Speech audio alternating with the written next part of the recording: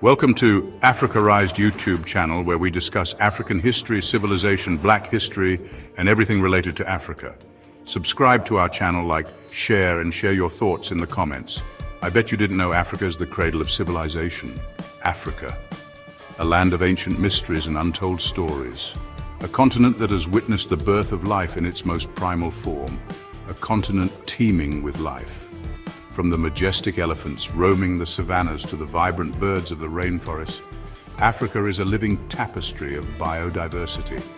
A land of diverse landscapes, from lush rainforests to sprawling savannas. Each ecosystem, a world unto itself, brimming with unique flora and fauna. But Africa holds a secret, a story etched in the very bones of the earth, a tale that stretches back millions of years to the dawn of humanity itself. It is the story of beginnings, of the very first chapters of human existence. As the sun rises over the African landscape, it illuminates the cradle of our species. Africa, my friends, is the cradle of civilization, the birthplace of our ancestors, where the seeds of human life were first sown. This is where it all began. In the heart of Africa, amidst its ancient landscapes and heritage sites, the story of humanity took its first steps. Millions of years ago, the first hominids, our ancient ancestors, took their first tentative steps on this very soil. Their footprints, preserved in the earth, tell a story of survival and adaptation. Here, in this crucible of life, the seeds of humanity were sown. The rich African soil nurtured the early hominids, providing them with the resources they needed to thrive. The story of our species, of our shared past, begins in the heart of Africa. From the bustling villages to the vast wilderness, every corner of this continent holds a piece of our history. The evidence is all around us. In the archaeological dig sites and fossil excavations, we find the remnants of our ancestors preserved for millennia. Fossils, unearthed from the African soil, whisper tales of creatures long gone. These ancient bones are the keys to understanding our evolutionary journey. These remnants of a distant past paint a vivid picture of our evolutionary journey.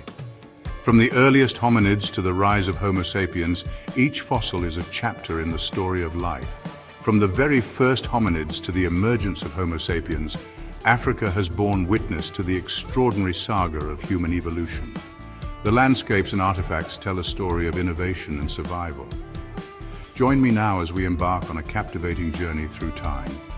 Let us explore the rich tapestry of Africa's past and uncover the secrets of our shared heritage. Let us delve into the depths of Africa's past and uncover the secrets of our shared heritage. From ancient ruins to historical artifacts, every discovery brings us closer to understanding our origins. This is a story of origins, of innovation, and of the enduring legacy of Africa as the cradle of civilization, a legacy that continues to shape our world today. Imagine a world very different from our own. A world where vast grasslands stretched as far as the eye could see, home to creatures both familiar and strange. This was the world of the early hominids, our distant ancestors. These pioneers of humanity were on a remarkable journey, a journey of adaptation and evolution. They faced challenges we can only imagine. Predators stalked their every move. The elements tested their resilience. But these early hominids possessed a secret weapon, the power of adaptation. They learned to walk upright, freeing their hands to use tools. They developed complex social structures, working together to survive, and slowly, over countless generations, they began to shape their world. The fossil record tells their story. From the robust Paranthropus to the slender Australopithecus, each fossil discovery adds a new piece to the puzzle of our past. These were not just bones, but snapshots of lives lived, of struggles overcome, of triumphs achieved. The story of human evolution is a long and complex one, a tale with many chapters. But there is one chapter that stands out, a chapter that marks a turning point in our history. This is the chapter of Homo sapiens, our own species. Emerging in Africa around 300,000 years ago, Homo sapiens possessed a unique combination of traits. They had larger brains, capable of complex thought and problem-solving. They were masters of tool-making, crafting sophisticated implements from stone, bone, and wood. But perhaps their greatest asset was their capacity for language. With language, Homo sapiens could share ideas, pass down knowledge, and cooperate on a scale never seen before. They created art, adorning cave walls with breathtaking paintings. They developed rituals, burying their dead with care and respect. These were the hallmarks of a species on the cusp of greatness, a species destined to spread across the globe and leave an indelible mark on the planet. And it all began in the cradle of humanity, Africa. Section 4, Out of Africa, A Human Odyssey. Africa, the birthplace of our species, was about to witness a remarkable event, an event that would shape the destiny of humankind. This vast and diverse continent, with its rich landscapes and abundant resources, provided the perfect cradle for the early development of Homo sapiens. Homo sapiens, driven by a thirst for exploration and a need for resources, began to migrate. This migration was not a single event, but a series of movements over thousands of years, each wave of migration pushing the boundaries of human endurance and adaptability.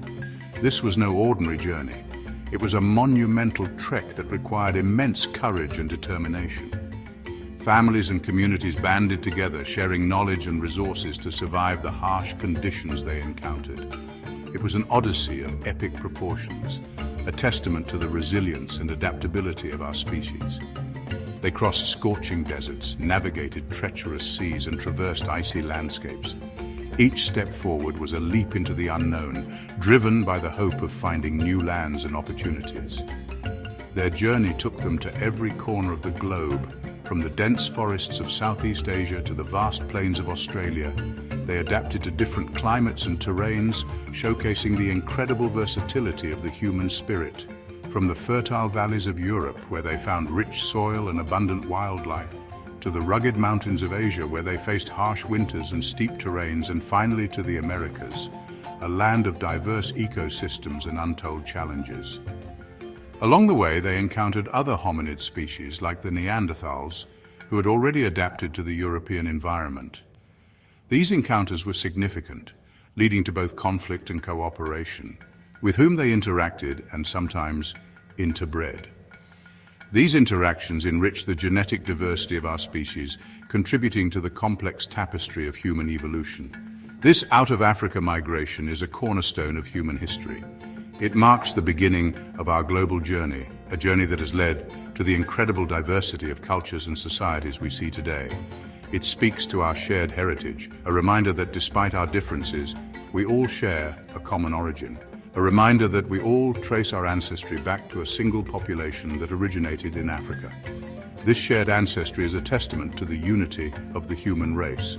It is a story of adventure, of survival, and of the relentless pursuit of new horizons, and of the indomitable spirit of exploration that lies at the heart of our species. This spirit continues to drive us forward, pushing the boundaries of what is possible and inspiring future generations to embark on their own odysseys. Section 5, Life Along the Nile, A River's Gift. As Homo sapiens ventured out of Africa, they carried with them the seeds of civilization. And nowhere did these seeds take root more firmly than along the banks of the mighty Nile River. The Nile, a lifeline snaking its way through the African continent, provided everything early civilizations needed to thrive. Its annual floods deposited fertile silt on the surrounding land, making it ideal for agriculture. The river itself was a highway, facilitating trade and communication. It was along the Nile that one of the world's first civilizations, ancient Egypt, would emerge. The river's bounty allowed for a surplus of food, freeing people to specialize in other trades and crafts. Villages grew into towns and towns into cities, bustling with activity. The Nile, more than just a river, was a cradle of innovation. It nurtured the development of writing, mathematics, astronomy, and architecture. It was a source of life, a wellspring of inspiration, and the lifeblood of one of history's most enduring civilizations. Section 6, The Majesty of Ancient Egypt. From the fertile banks of the Nile rose a civilization like no other, a civilization that harnessed the life-giving waters of the river to create a thriving society. This was ancient Egypt, a civilization that would captivate the world for millennia with its grandeur and mystery. This was a land of pharaohs and pyramids, of hieroglyphs and gods, of splendor and innovation.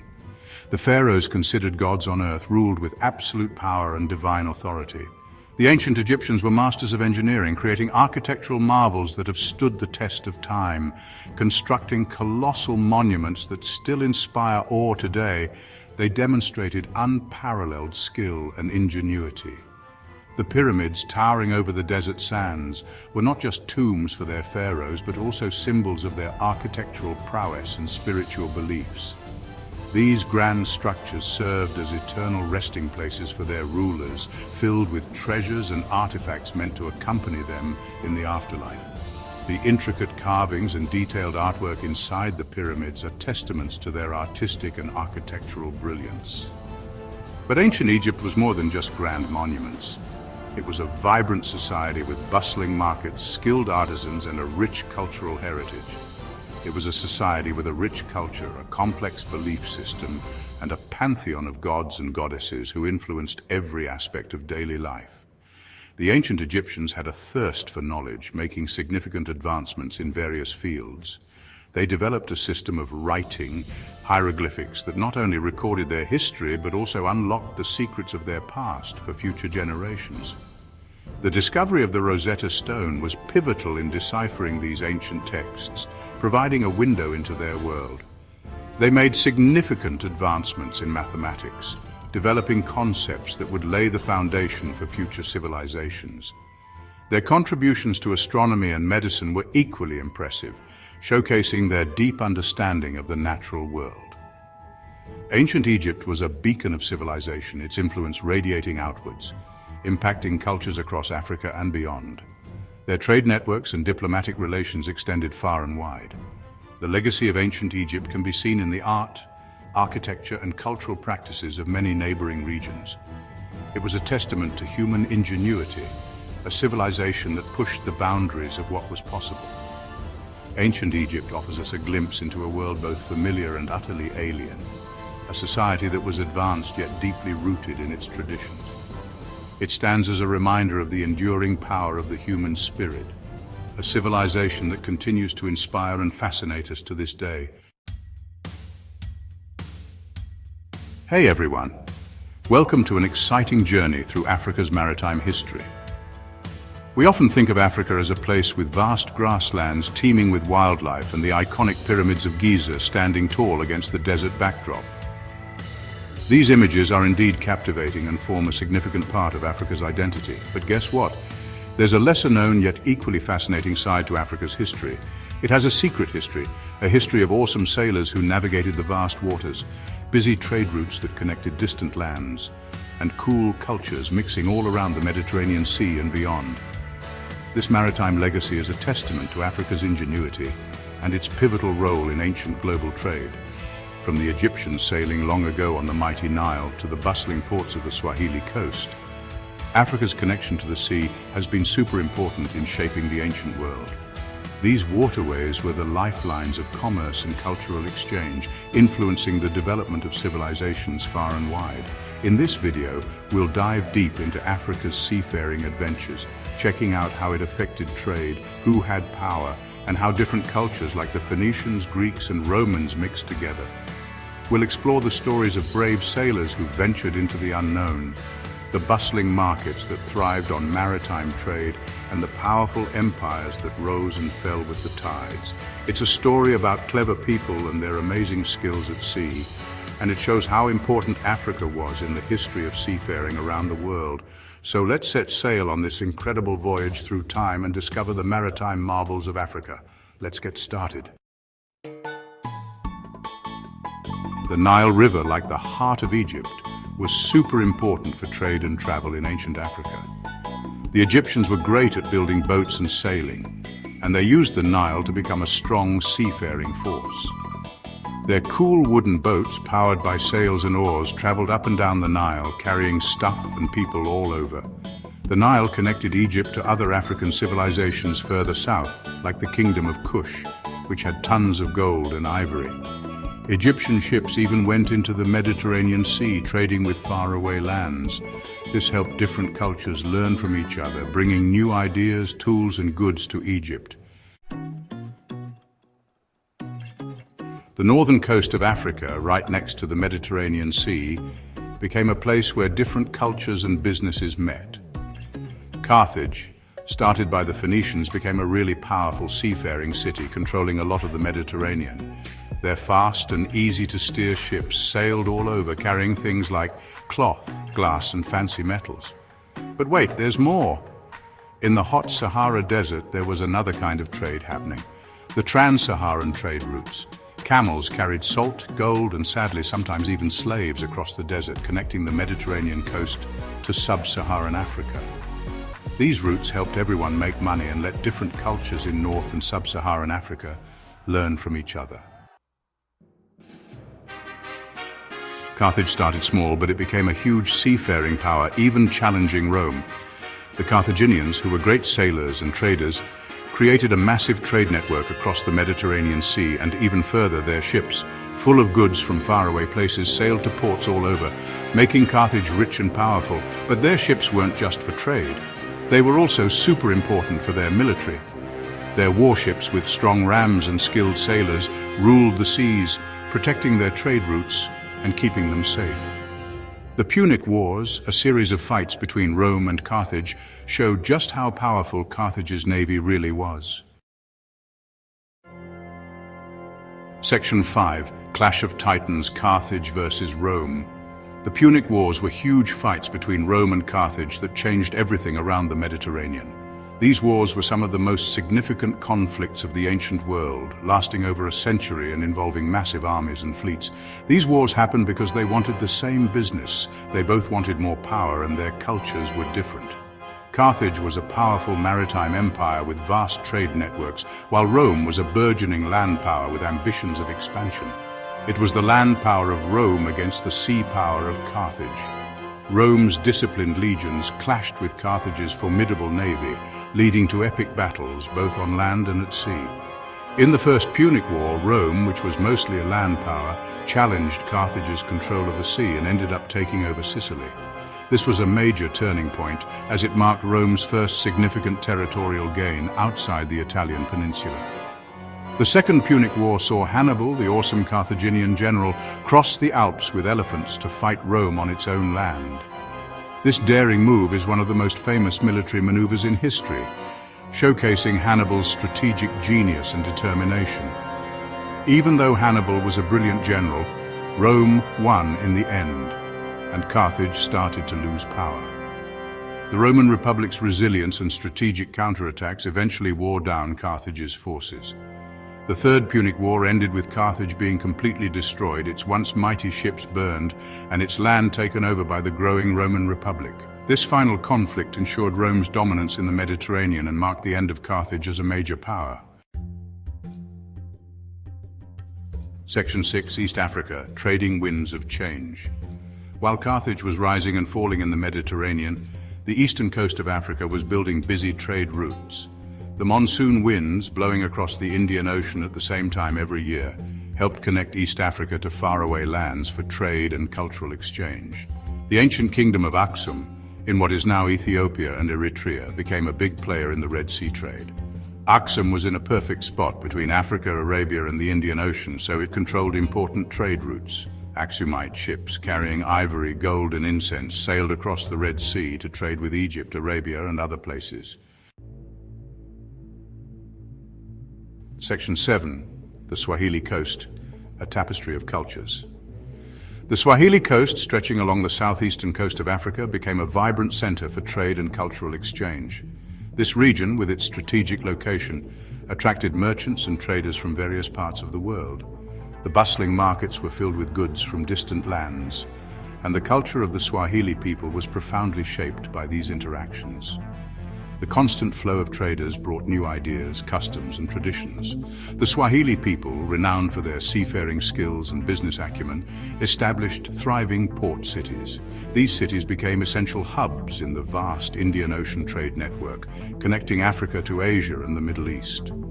Cities like Kilwa, Mombasa, and Zanzibar emerged as melting pots of cultures. These urban centers were not just trading posts, but also places where diverse cultures met and mingled, creating a unique cultural tapestry. Merchants and traders from Arabia, Persia, India, and other distant regions brought with them their languages, religions, and customs. This influx of diverse influences enriched the local culture, making it a vibrant and dynamic society. The Swahili language itself is a testament to this cultural blend. It is primarily a Bantu language, but has incorporated numerous words from Arabic, Persian, and Indian languages, reflecting the diverse interactions over centuries. The Swahili coast, with its rich mix of African, Arab, and Asian influences, stands as a remarkable example of how trade and cultural exchange can transform societies. The legacy of this vibrant region continues to be felt today, showcasing the enduring power of cultural diversity. Section 8. Legacy of exchange knowledge across the waves. Ancient Africa's seafaring wasn't just about trading stuff. It was also about sharing knowledge, ideas, and how different cultures did things. Egyptian ships sailing across the Mediterranean brought new technologies, like better ways to build ships and navigate by the stars to other places. The trans-Saharan trade routes, mostly used for business, also helped spread religious beliefs, art styles, and farming techniques between North and Sub-Saharan Africa. The Swahili coast, with its mix of people from everywhere, became a place where smart ideas and art were shared, combining African traditions with ideas from Asia and the Middle East. Section 9. Conclusion: Africa's enduring maritime influence. Africa's history with the sea shows how important the continent has always been to seafaring, world trade, sharing different cultures, and spreading knowledge. From the Egyptians sailing on the Nile to the busy ports of the Swahili coast, African civilizations have made a big impact on the history of the sea. It's important to remember Africa's role in shaping how we travel and trade across the oceans. By learning about what ancient African civilizations did at sea, we can better understand how human history is all connected and how sharing different cultures has shaped our world. Empires of Gold, a West African story. Welcome to our trip through the rise of empires in West Africa. Today we'll explore the cool history and big influence of the Ghana, Mali, and Songhai empires, and the important trans-Saharan trade routes. For hundreds of years, the sands of West Africa have held the secrets of powerful empires. Their rise and fall can still be felt today. These empires, powered by trade, left a big mark on human history. Their legacy is woven into the region's story. Join us as we explore these empires, their amazing cities, lively cultures, and the web of trade that connected them to the world. Ghana, the Gold Empire. Our story starts in the middle of West Africa, in the vast grasslands south of the Sahara Desert, where a strong and influential empire grew. This was the Ghana Empire, a kingdom built on the wealth of gold. The Ghanaians, skilled miners and talented craftsmen, controlled the area's abundant gold resources. This precious metal, highly sought after all over the Mediterranean and beyond, would become the foundation of the Ghana Empire's immense power. From their capital city, Kumbi Saleh, a bustling trade center, the Ghanaian rulers oversaw a vast and intricate trading network. Camel caravans laden with gold, salt, ivory, and other valuable commodities traversed the harsh Sahara Desert, connecting the empire to North Africa and beyond. The trans-Saharan trade routes, perilous but highly profitable, became crucial arteries for both culture and commerce. The Ghanaians, astute traders, controlled the gold trade, demanding high prices for their precious metal. This control brought immense wealth and prosperity to the Ghana Empire. The rulers, adorned in gold and luxurious silks, commanded powerful armies and built grand palaces that showcased their authority and influence. Ghana's influence extended far and wide, shaping the political landscape of West Africa. The empire's wealth and formidable army made it incredibly strong, ensuring its dominance for centuries. Ghana's gold not only enriched the empire but also fueled economies far beyond its borders. From bustling North African markets to the treasuries of European royalty, Ghanaian gold was everywhere, a symbol of wealth and power. But even the mightiest empires are not immune to change. Over time, the Ghana Empire, weakened by internal strife and external pressures, began to decline. The rise of a new power, the Almoravids, posed an even greater threat to Ghana's stability. By the 1200s, the once great Ghana Empire had fallen, leaving behind a legacy of wealth and trade. But the story of the Ghana Empire illustrates the transformative power of trade and its profound impact on civilizations. From the depths of the earth, gold emerged, turning a kingdom into a mighty empire and leaving an indelible mark on the history of West Africa. Mali, an empire of great wealth. From the Ghana Empire's remains, a new power arose in West Africa, the Mali Empire. Started by Sundiata Keita, a skilled warrior and great leader, the Mali Empire would become bigger and stronger than Ghana. Mali took over Ghana's gold trade, becoming wealthy and powerful. Under Sundiata and his successors, the empire grew, taking over large parts of West Africa. Mali's success came from controlling the profitable trans-Saharan trade routes. Cities like Jenne and Timbuktu along these routes became busy trade and culture centers. Mali's markets were full of traders from far away, wanting gold, salt, cola nuts, and enslaved people. The empire became super rich. During the rule of Mansa Musa, one of Mali's most famous rulers, the empire's wealth peaked. Mansa Musa, a good Muslim, went on a famous pilgrimage to Mecca in 1324. His trip, showing his faith and the empire's wealth, became legendary. Mansa Musa's group, stretching for miles, was said to have thousands of soldiers, helpers, and slaves, all dressed in fancy clothes. Mansa Musa's pilgrimage amazed everyone. He traveled with tons of gold, giving it away on his trip, leaving a big impression. After returning from Mecca, Mansa Musa kept investing in Mali. He built mosques, libraries, and universities, making Timbuktu a famous place for Islamic learning. Mansa Musa's rule was a golden age for Mali. His fair rule, wealth, and expanded trade made Mali a major power. The Mali Empire, like Ghana, showed how trade can change societies. From markets to learning centers, Mali's legacy lived on. Chapter 3: Songhai Masters of Trade and Learning. As the Mali Empire weakened, a new power was growing in West Africa, ready to take its place. The Songhai people, living along the Niger River, built an empire that would rival its predecessors, showcasing their resilience and ambition. The Songhai Empire, starting as a small kingdom around Gao, grew steadily, eventually becoming bigger and stronger than Mali, expanding its influence far and wide. Led by strong rulers like Sunni Ali and Askia Muhammad, the Songhai Empire reached its peak, demonstrating exceptional leadership and vision. Sunni Ali, a great military leader, led the Songhai to many victories, conquering important trading cities like Timbuktu and Jenne, which were crucial for the empire's prosperity. His rule started a new era for Songhai, one of military power and expansion, setting the stage for future growth. Askia Muhammad, who took over after Sunni Ali died, strengthened the empire and created a central government, ensuring stability and efficient administration. A devout Muslim, Askia Muhammad brought Islamic law and learning to the empire, integrating religion with governance. Under his rule, Songhai became a center of learning and culture, attracting scholars and intellectuals from various regions. Timbuktu, already a famous trade center, became a major Islamic university city, bringing in scholars and students from all over the Muslim world, enhancing its reputation. The Sankore Madrasa, one of Timbuktu's best learning centers, had many manuscripts on topics like astronomy, math, Islamic law, and literature, making it a beacon of knowledge.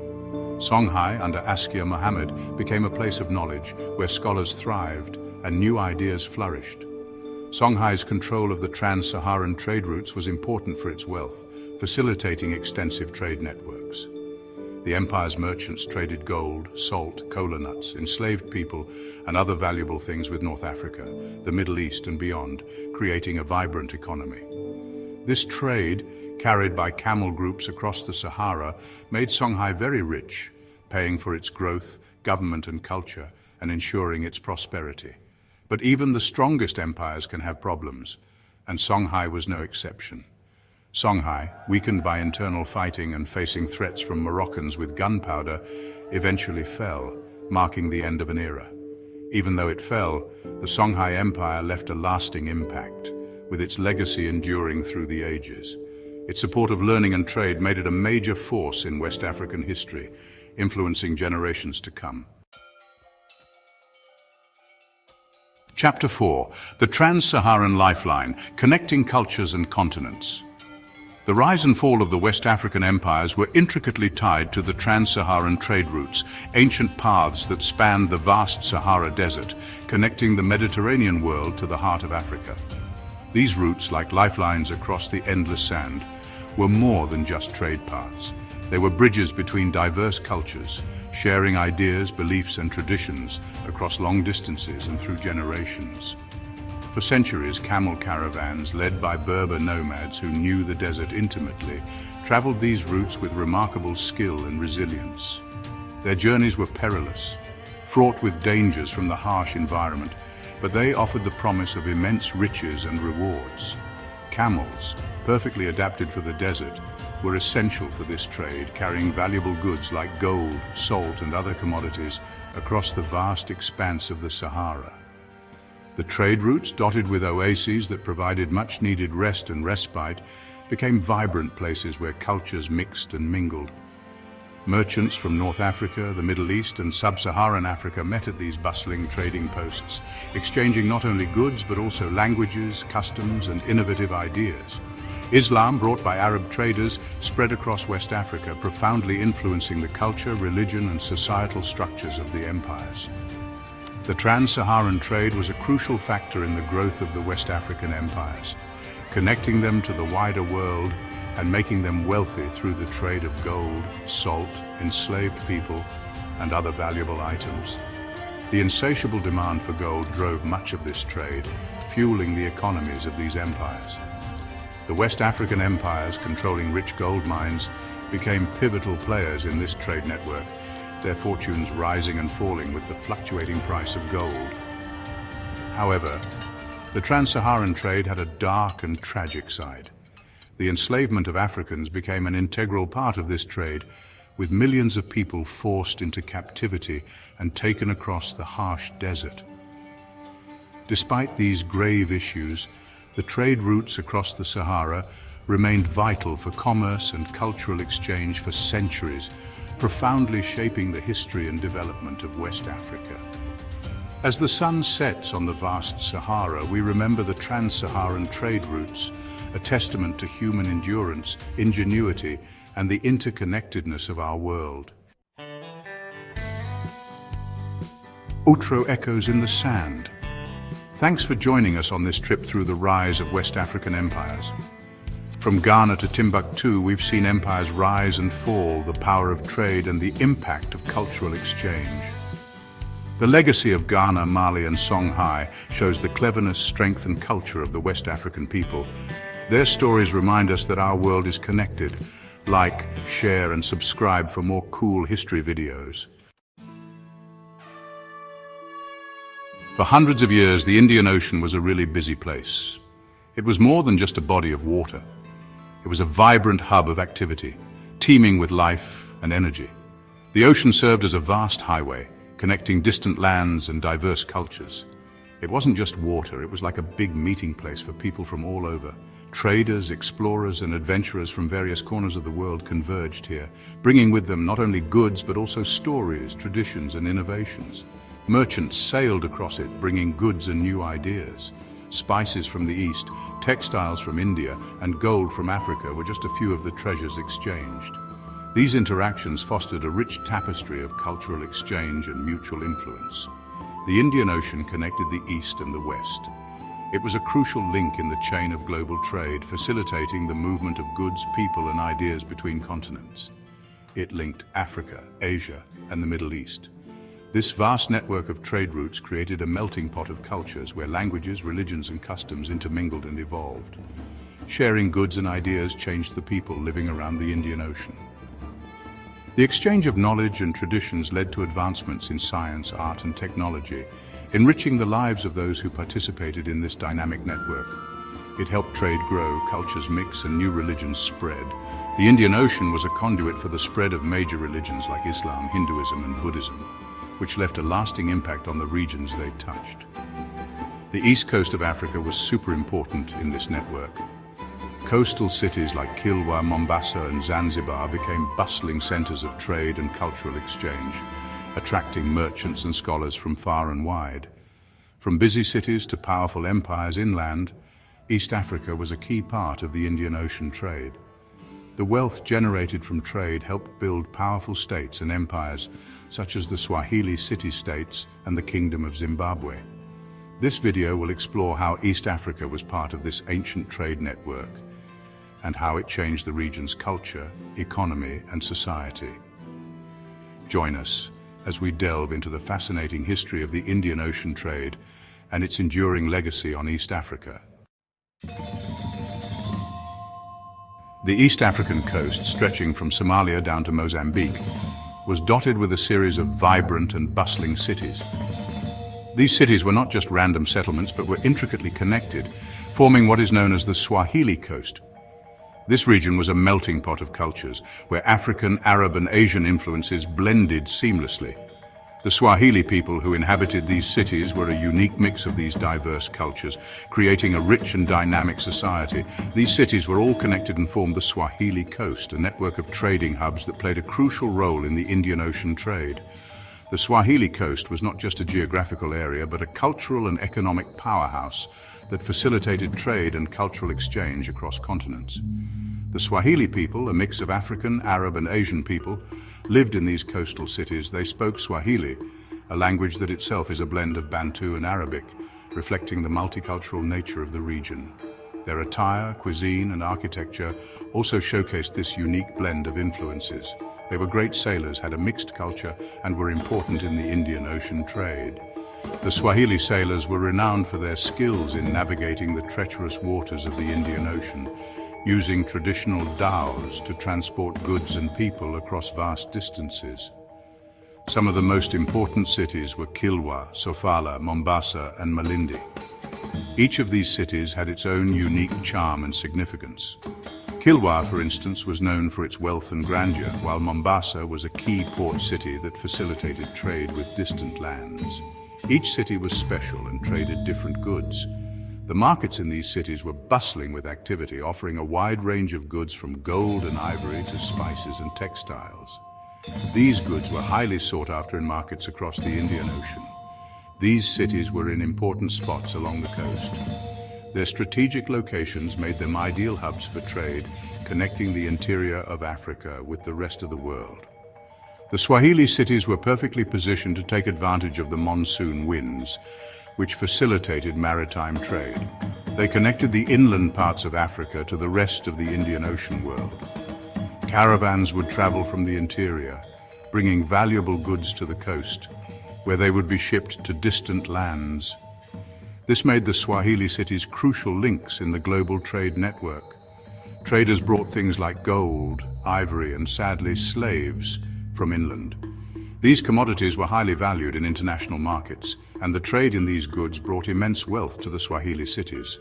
However, it is important to acknowledge the darker aspects of this trade, including the tragic and inhumane slave trade. These were very valuable in markets across the Indian Ocean. The goods traded in the Swahili cities were in high demand, and the bustling markets were a testament to the region's economic vitality.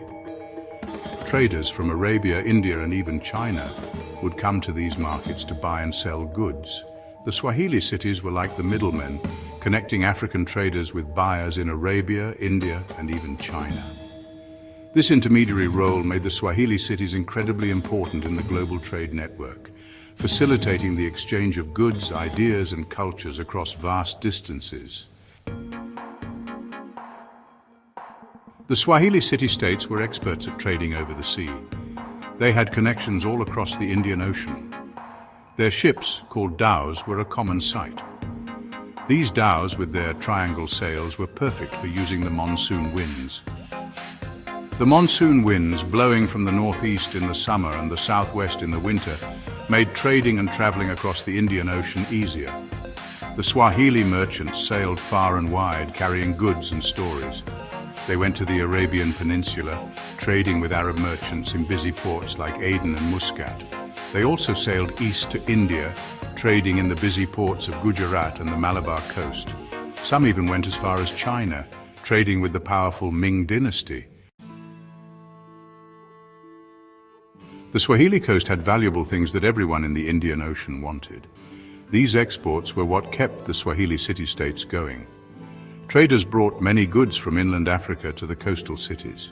Gold, mined in places like the Zimbabwean plateau, was very valuable.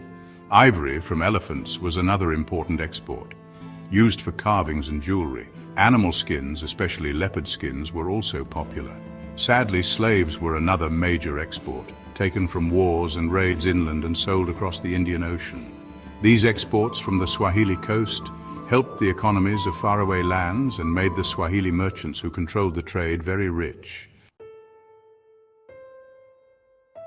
The Swahili city-states also bought many things from across the Indian Ocean. These imports showed the different tastes of the wealthy Swahili people and what people wanted in their markets. From the Arabian Peninsula, Swahili merchants brought back frankincense and myrrh, nice-smelling resins used for religious things and perfumes.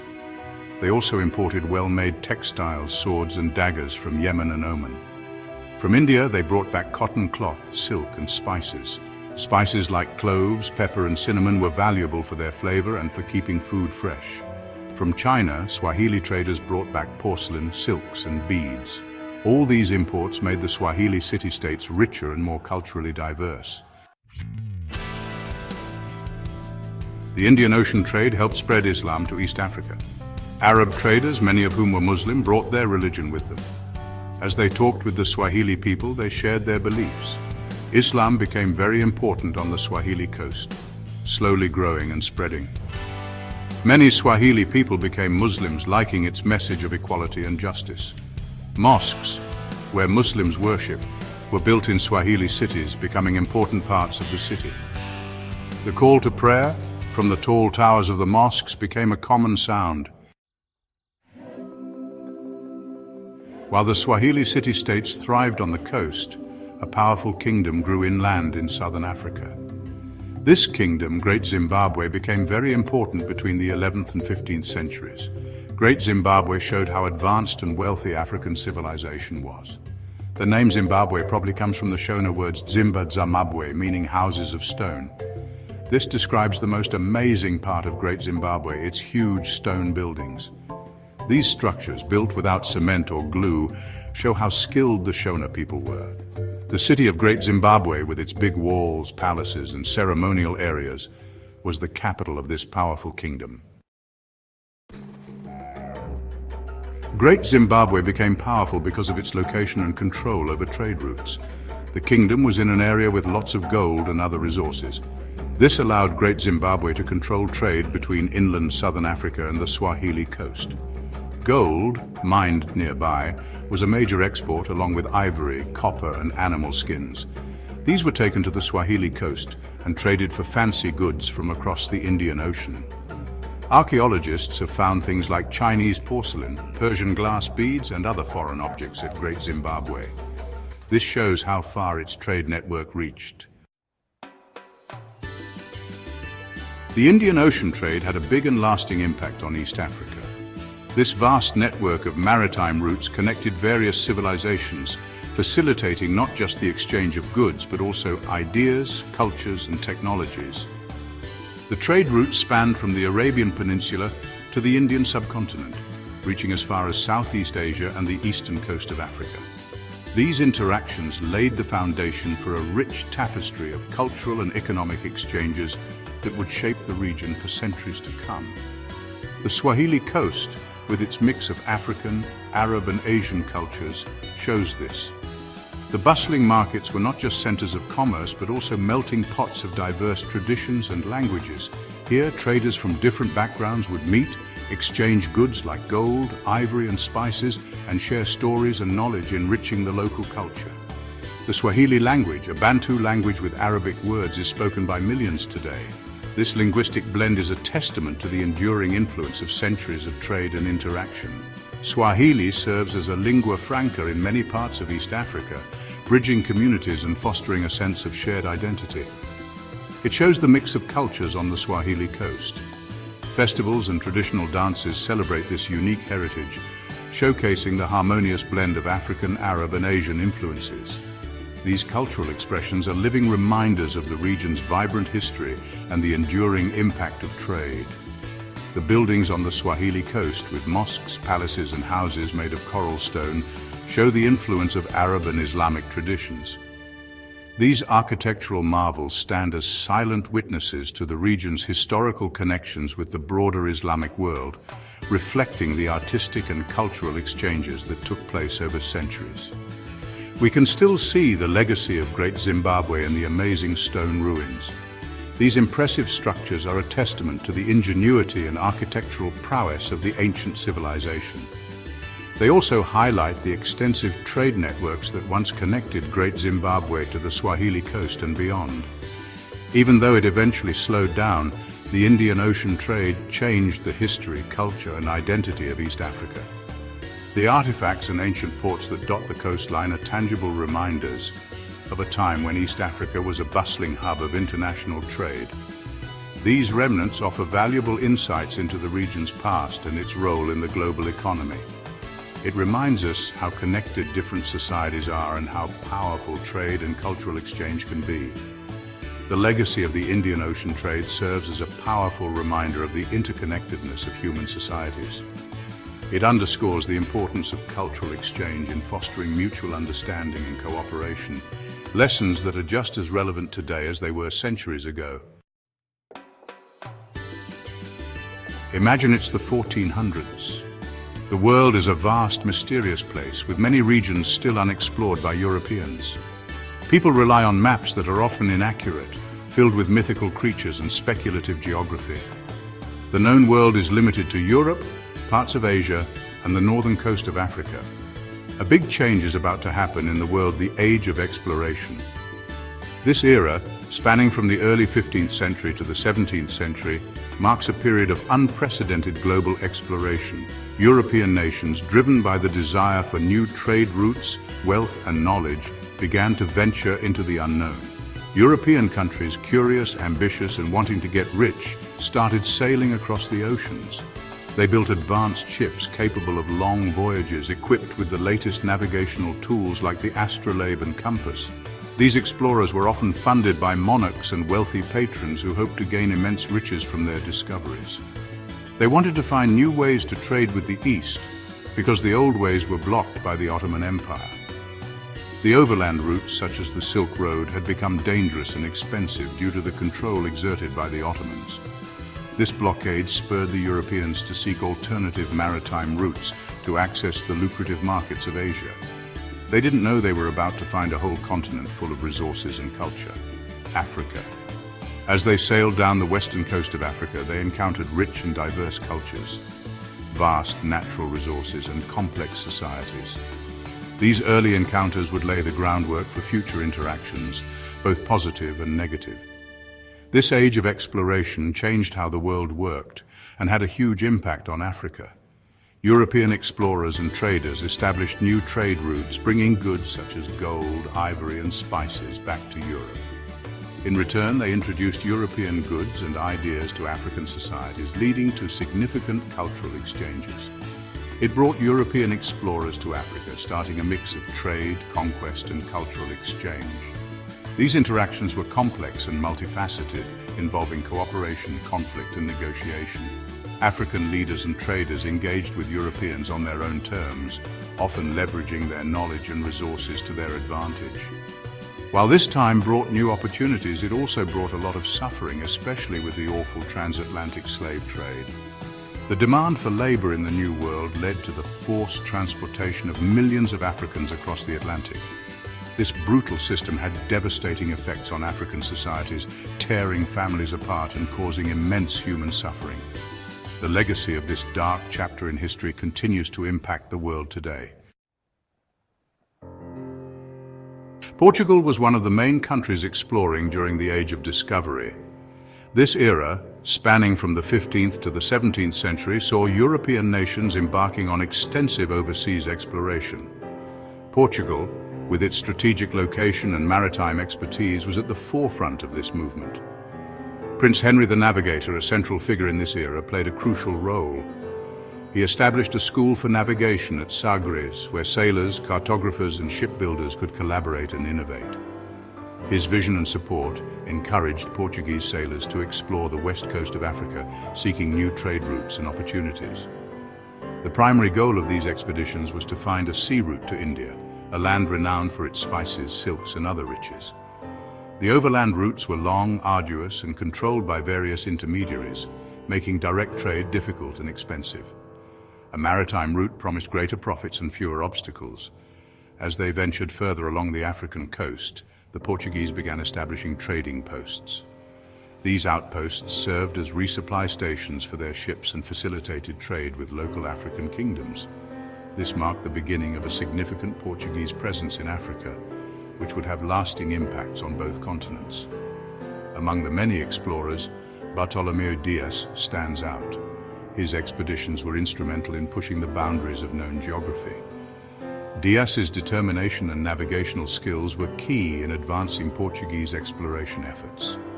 In 1488, Dias achieved a monumental feat by sailing around the southern tip of Africa, later named the Cape of Good Hope.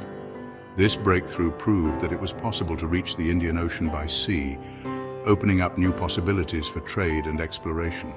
The successful navigation around the Cape of Good Hope was a turning point. It demonstrated that the long-sought maritime route to the Indian Ocean was achievable, paving the way for future expeditions and the eventual establishment of a sea route to India. These voyages had profound implications. They not only increased European presence in Africa, but also initiated a period of significant cultural and economic exchange. The interactions between Europeans and Africans would forever alter the course of history for both continents, leading to a complex legacy of exploration, trade, and colonization. At first, Europeans mostly wanted to trade with Africa, but things turned dark with the transatlantic slave trade. The Portuguese needed workers for their sugar plantations in the Americas, so they started taking people from Africa by force. This was the start of a terrible time in history. The slave trade was brutal. Millions of people were taken from their homes and families. It messed up local economies and governments in Africa, leaving a long-lasting impact of pain and inequality. The age of exploration was helped by new technology for ships and map-making. Explorers used new ships called caravels. These ships were easy to steer, which made it easier to sail the oceans. They also had better tools like the astrolabe and compass to help them figure out where they were going. These new tools helped them make better maps, which led to even more exploration and trade. The printing press also helped spread knowledge and maps, so more people could explore. African societies reacted to the Europeans in different ways. Some kingdoms saw a chance to trade and exchange things like gold, ivory, and spices for European goods. This led to trading posts and bigger trade networks, but not everyone was happy. Some African rulers fought against the Europeans, protecting their land and independence. They didn't trust the newcomers and wanted to stay in control. Europeans didn't just walk in and take over. The process of colonization was met with fierce resistance from the very beginning. African societies were not passive victims. They were active defenders of their territories. The arrival of Europeans was seen as a direct threat to their sovereignty, culture, and way of life. This resistance was not just a series of isolated incidents, but a widespread and organized effort across the continent. Many African kingdoms and communities fought back hard to protect their land, culture, and way of life. They employed various strategies, from guerrilla warfare to large-scale battles. The bravery and determination of these warriors were remarkable. They were fighting not just for themselves, but for future generations, hoping to preserve their heritage and independence. The resistance was a testament to their resilience and unyielding spirit. They knew the Europeans were dangerous and fought to stay independent. African leaders and warriors understood the stakes and were willing to make great sacrifices. They organized their communities, trained their fighters, and developed strategies to counter the European military tactics. The resistance was a collective effort involving men, women, and even children, all united in their desire to remain free. They fought back in different ways, from actual fighting to making alliances and talking things out. Diplomacy played a crucial role in the resistance. African leaders sought to negotiate with European powers, trying to find peaceful solutions while maintaining their autonomy. They also formed alliances with other African kingdoms and even with rival European nations to strengthen their position. The resistance was multifaceted, combining military, diplomatic, and strategic efforts. Some African leaders even used the fact that European countries didn't like each other to their advantage, playing them against each other. This clever use of European rivalries helped to delay or even prevent colonization in some areas. By exploiting these divisions, African leaders were able to buy time, gather resources, and strengthen their defenses. It was a sophisticated and intelligent approach to resistance, demonstrating their political acumen and strategic thinking. There are many stories of African bravery and strength during this time. These stories are a vital part of African history and heritage, showcasing the courage and determination of those who stood up against colonization. Monuments and memorials across the continent honor these heroes, ensuring that their legacy lives on. The resistance against European colonization is a powerful reminder of the enduring spirit of African people and their unwavering commitment to freedom and independence. Even though the slave trade was a terrible thing, not everything between Africans and Europeans was bad. Trade was important. African kingdoms traded gold, ivory, spices, and other valuable things for European goods, guns, and other things they wanted. This trade, even though it wasn't always fair, did help economies grow and cultures mix. When people explore, cultures meet. This happened with Africans and Europeans. Even though things weren't equal, they shared ideas, beliefs, and ways of doing things. Language, religion, and art were all changed by this. In some parts of Africa, Christianity mixed with traditional African beliefs. African art started to use European styles and materials, showing how cultures mixed together. The age of exploration changed Africa in big ways, both good and bad. It brought new technology, trade, and cultural exchange, but it also brought exploitation, slavery, and colonialism. To understand this time, we need to look at both the good and the bad things that happened. What happened then still affects Africa today. It reminds us that what happens in the world is connected and that it's important to understand history, even the complicated parts. The Atlantic slave trade was a horrific period in human history. It represents one of the darkest chapters, marked by immense suffering and inhumanity. The trade was not just a series of isolated events, but a well-organized and systematic exploitation of African people. It spanned over 3 centuries, from the early 1500s to the late 1800s. This prolonged period saw the forced migration of millions of Africans who were torn from their homeland and subjected to unimaginable hardships. From the 16th to the 19th century, European powers engaged in the systematic trade of African people. These European nations, driven by the desire for wealth and power, established extensive networks to facilitate this trade. They were shipped across the Atlantic Ocean to the Americas. The journey, known as the Middle Passage, was notorious for its brutality and high mortality rates. Many did not survive the harrowing voyage. This forced migration was brutal. Enslaved Africans were packed into ships under deplorable conditions, with little regard for their health or well-being. The physical and psychological trauma they endured was immense. It was driven by greed and a thirst for cheap labor.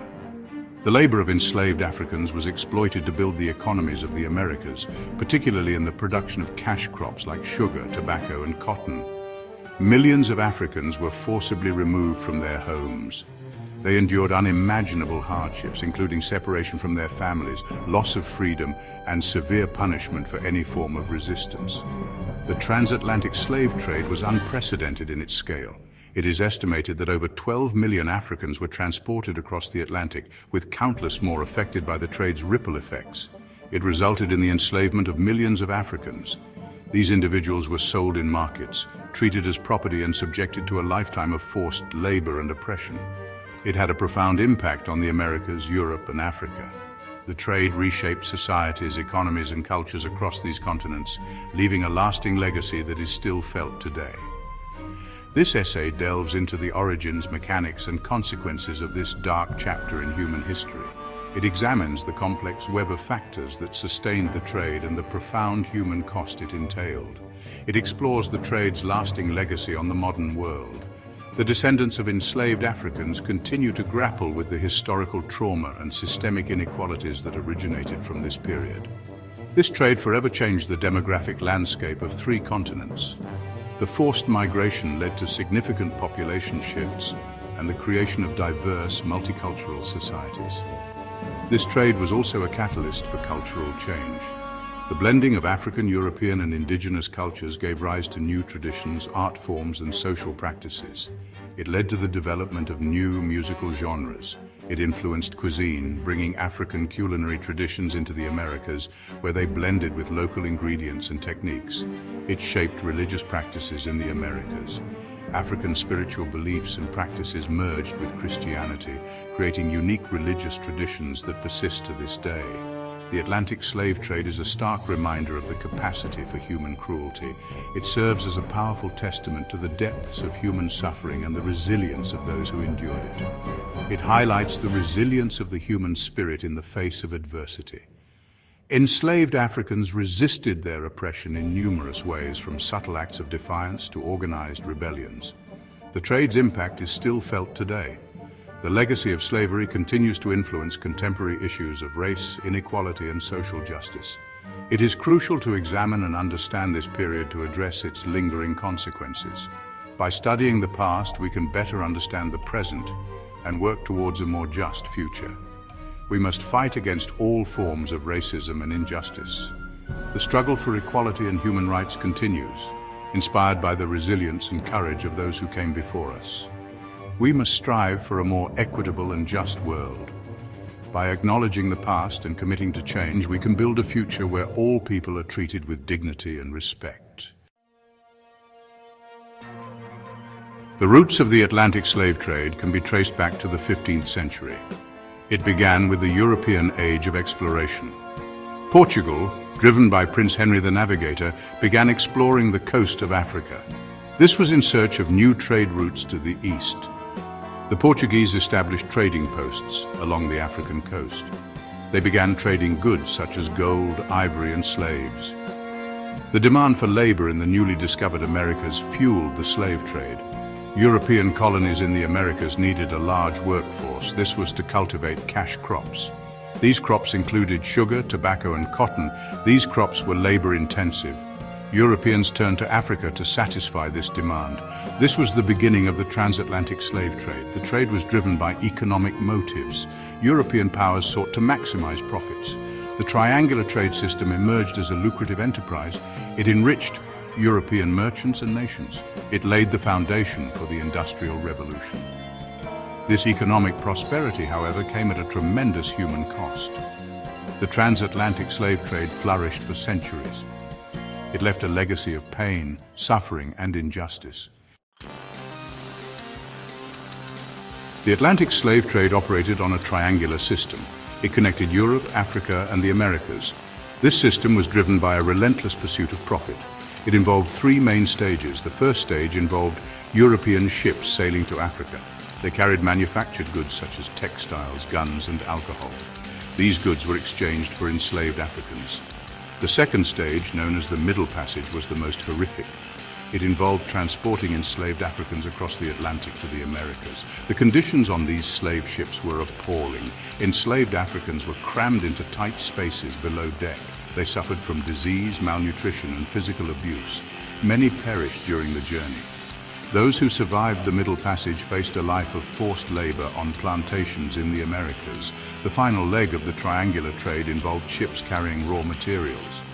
These included sugar, tobacco, cotton, and other goods. These goods were produced through slave labor in the Americas. They were transported back to Europe. They were sold for immense profits. These profits fueled further European expansion and industrial growth. Section 4. African Complicity and Resistance, a Nuanced Perspective.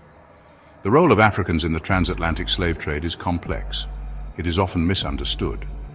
Many people tend to oversimplify this aspect of history, either by ignoring African involvement or by placing undue blame on African societies. While it is true that some African rulers and traders participated in the trade, they captured and sold enslaved Africans to Europeans.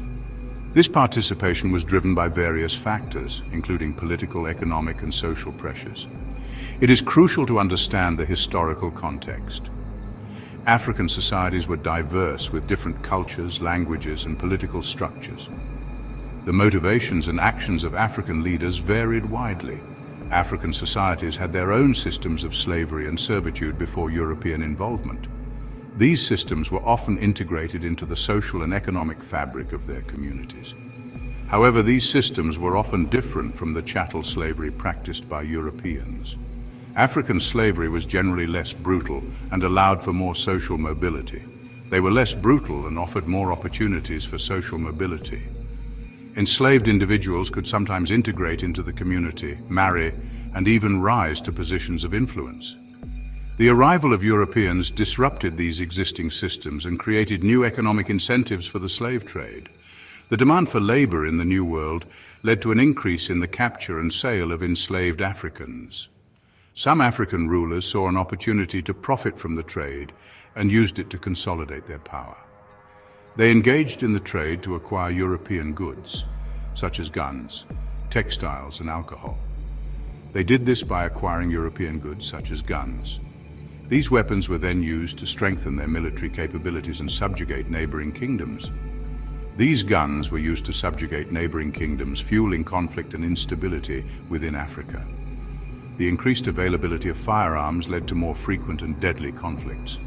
However, it is essential to remember that many Africans resisted the slave trade. Resistance took many forms, from armed rebellion to subtle acts of defiance. African communities fought back against European slave traders. They employed various tactics, including guerrilla warfare, to defend their people and territories. Some African rulers refused to participate in the trade. They recognized the devastating impact it had on their societies and sought to protect their people. They resisted European encroachment on their territories and sought to protect their people from enslavement. These leaders played a crucial role in the broader resistance against the transatlantic slave trade. Section 5. Scars on the continent, the social and economic impacts on Africa. The transatlantic slave trade had a devastating impact on African societies, altering the course of history for the continent in profound ways. It is impossible to fully comprehend the scale of human suffering it caused, as millions of lives were disrupted and destroyed. The trade led to the forced removal of millions of people from their homes, tearing them away from their families and communities. It ripped apart families, destroyed communities, and left lasting scars on the continent that are still felt today. The trade had a profound demographic impact, significantly altering the population structure of many regions. It is estimated that over 12 million Africans were forcibly transported to the Americas, a journey marked by unimaginable suffering and loss. This resulted in a significant loss of population in many parts of Africa, particularly affecting West Africa, which saw entire communities decimated. It skewed population demographics and hindered social and economic development, creating long-term challenges for growth and stability. The trade also fueled internal conflicts and destabilized entire regions as different groups vied for control and power. African kingdoms and communities were pitted against each other, competing for control of the slave trade, which led to further fragmentation and strife.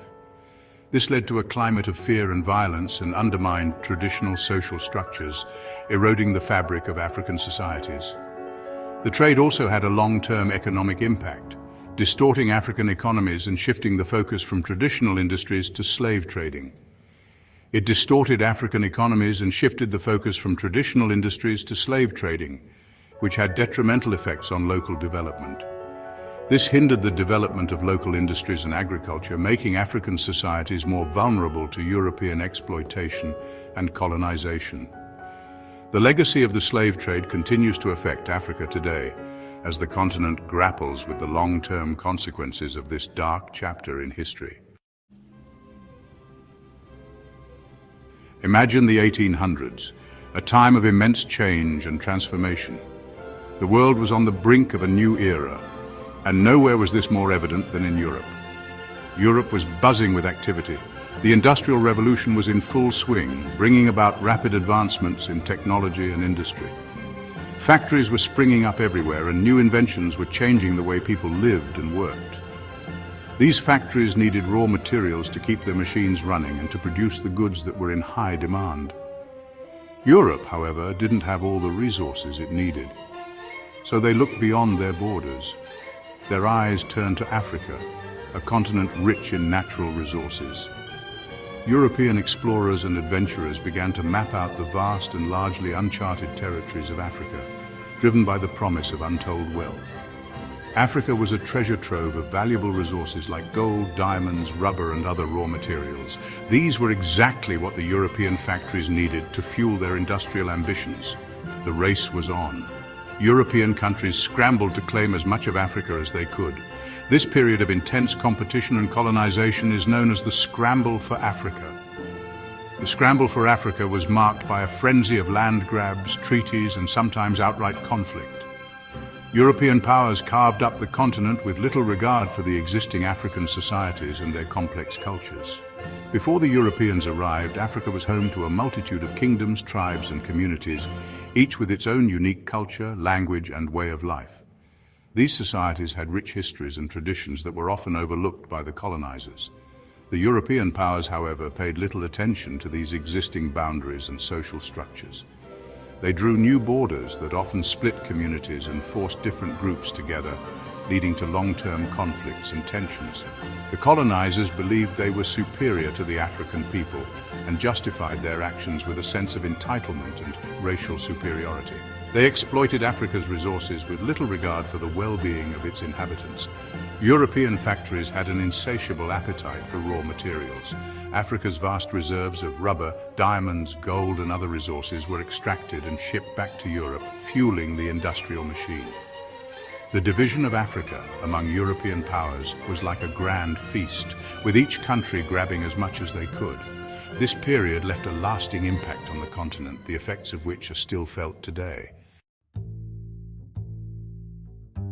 Something important happened in Europe that changed Africa forever. This event would set the stage for a dramatic and often tragic reshaping of the African continent, altering its future in ways that are still felt today. It was called the Berlin Conference, held from 1884 to 1885. This conference was a pivotal moment in history where the fate of an entire continent was decided without its people's consent. Germany's leader, Otto von Bismarck, brought together 14 European countries and the United States. These powerful nations convened to discuss their interests in Africa, driven by a desire for new resources and territories. They wanted to decide how to divide Africa among themselves. The map of Africa was laid out before them, and they began to draw lines, carving up the continent with little regard for the people living there. They made a rule called effective occupation, meaning if a European country controlled a part of Africa, they could claim it. This rule was meant to legitimize their claims and prevent conflicts among themselves. The worst part? No Africans were invited to this meeting. The very people whose land was being divided had no say in the matter. Their voices were completely ignored. The lines they drew on the map split up groups of people who shared the same language and culture. These arbitrary borders created divisions that led to conflicts and tensions, the effects of which are still evident in Africa today. Before the Berlin Conference, Africa was a continent of diverse cultures, languages, and societies. African leaders governed their own territories, and communities thrived with rich traditions and histories. But the decisions made at the Berlin Conference led to a period of intense colonial exploitation. European powers extracted resources, oppressed local populations, and imposed their own systems of governance, often with brutal force. Despite the lasting impact of these colonial borders and the challenges they created, African nations have shown incredible resilience. Today, they continue to rebuild and reclaim their identities, striving for a future that honors their rich heritage and diverse cultures. At the Berlin Conference, they decided Africa's fate. European countries now felt they had permission to take control of Africa. They used their powerful weapons and armies to take over. Even though Europeans had better weapons, Africans fought back bravely. Sometimes European countries tricked African leaders into signing treaties that seemed like agreements for protection, but really gave away their land. Taking over Africa was violent and cruel. Many Africans died from fighting, hunger and sickness. Even though Europeans were powerful, Africans didn't give up. They faced overwhelming odds, with European forces often better armed and more numerous. Yet the spirit of defiance burned brightly across the continent. All over Africa, people resisted. Some fought with weapons, others used clever diplomacy, negotiating with European powers to protect their lands and people. These acts of resistance were not just about physical battles, but also about preserving their way of life and asserting their right to self-determination. Many worked tirelessly to protect their culture, ensuring that their traditions, languages and customs were passed down through generations. This cultural resistance was a powerful form of defiance, as it kept the essence of African identity alive despite the pressures of colonization. Samori Touré, a great leader in West Africa, fought against the French for many years. His military strategies and relentless spirit made him a formidable opponent. He established a well-organized army and used guerrilla tactics to challenge the French forces. Even though he lost in the end, he became a symbol of African resistance. His legacy lives on, inspiring future generations to stand up against oppression and fight for their freedom. Ya Asantewa, a queen in what is now Ghana, also bravely led a rebellion against the British. She rallied her people and led them into battle, showing incredible leadership and courage. Her defiance was a beacon of hope for many. Her courage is still remembered today. Monuments and celebrations in her honor remind us of her bravery and the enduring spirit of resistance that she embodied. Her story, like many others, is a testament to the unyielding strength and resilience of the African people.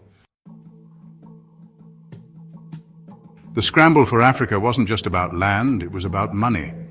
European factories needed resources and they took them from Africa. King Leopold II of Belgium controlled a huge area called the Congo Free State. He forced the people there to work on rubber plantations and millions died from the terrible conditions. This happened all over Africa. Europeans took gold, diamonds, cocoa and other resources, making African countries poor. Europeans also wanted to change African culture. They sent Christian missionaries to convert people. Missionaries built schools and hospitals which helped some people, but they also tried to make Africans forget their own cultures. Missionaries sometimes helped colonial governments because they knew the local languages. The missionaries changed Africa in both good and bad ways. They brought education and healthcare, but they also hurt African cultures. After World War II, things started to change. European countries were weaker and African countries wanted freedom. This was the start of decolonization. Some countries like Ghana gained independence peacefully, while others had to fight for it. But even after independence, things were difficult. The lines drawn by Europeans caused conflicts between different groups within countries. The scramble for Africa ended a long time ago, but its effects are still felt today. The borders drawn by Europeans still cause problems. Many African countries are still poor because of how Europeans controlled their economies. African cultures are still recovering from the effects of colonialism. But there is hope. Africans are working to remember their history and celebrate their culture. They want the world to know about the wrongs of the past. The Scramble for Africa teaches us about the dangers of greed and prejudice. It's a story of how powerful countries hurt many people. We need to learn from this and build a fairer world. Africa faces many challenges, but it also has a lot of potential. Young people, lots of resources, and a rich culture give Africa a bright future. By understanding the past and working together, we can help Africa achieve its full potential. Africa, a continent changed forever. The story of Africa's colonization is one of profound transformation, marked by the arrival of European powers who sought to reshape the continent to fit their own ambitions and desires. When European countries arrived in Africa, everything changed. The initial encounters were often marked by curiosity and trade, but soon the Europeans' intentions became clear. They were not just visitors, they were conquerors. What started as a small trading post became a race to control land. European nations scrambled to claim territories, driven by the desire for wealth and power. These trading posts quickly evolved into fortified settlements, and the race for control intensified.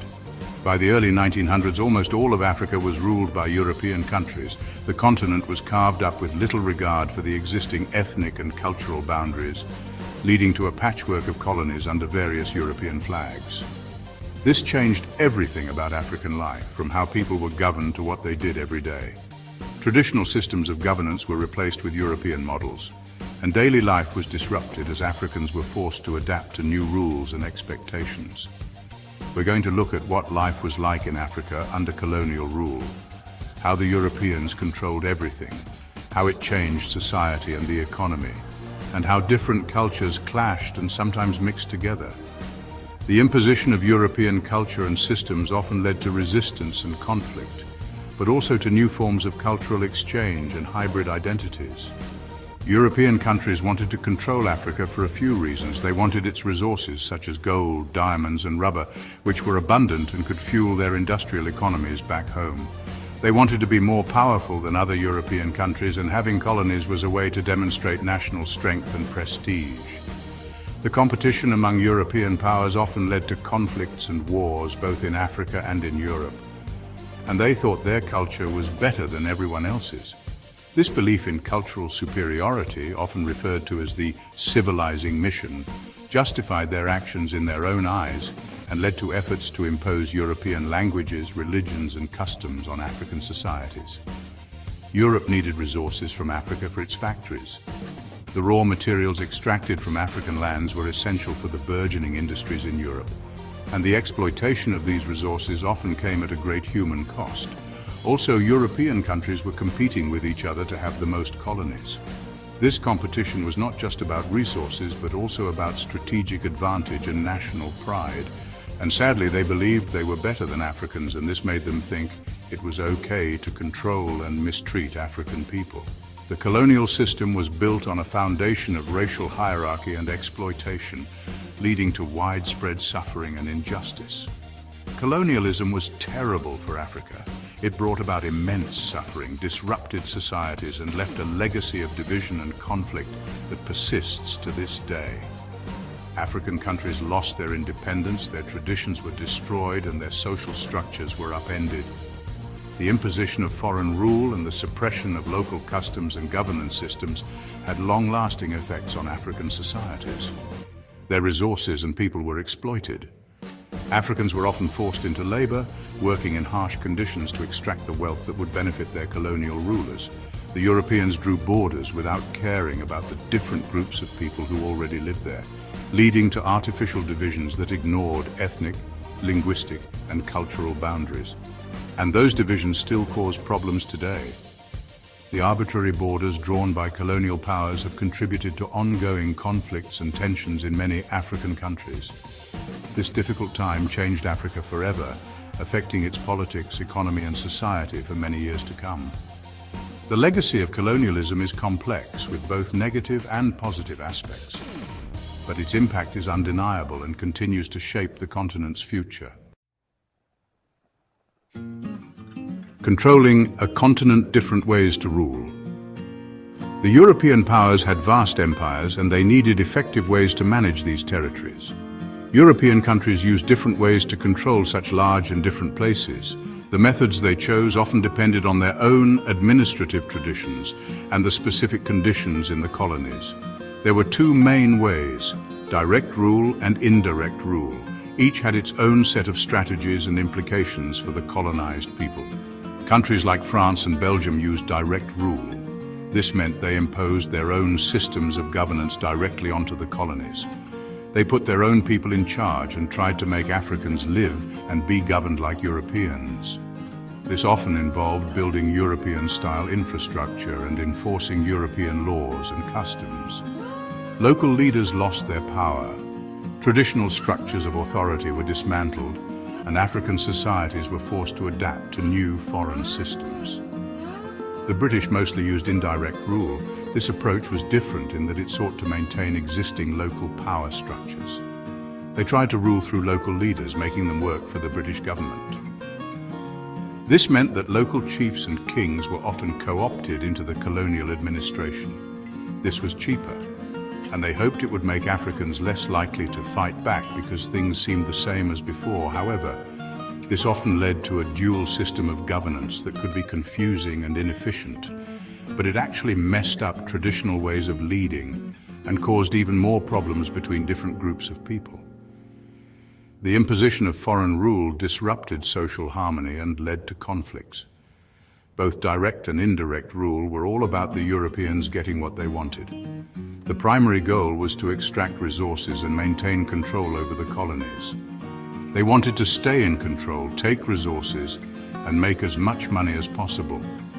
The economic exploitation of the colonies was a key driver of colonial policies.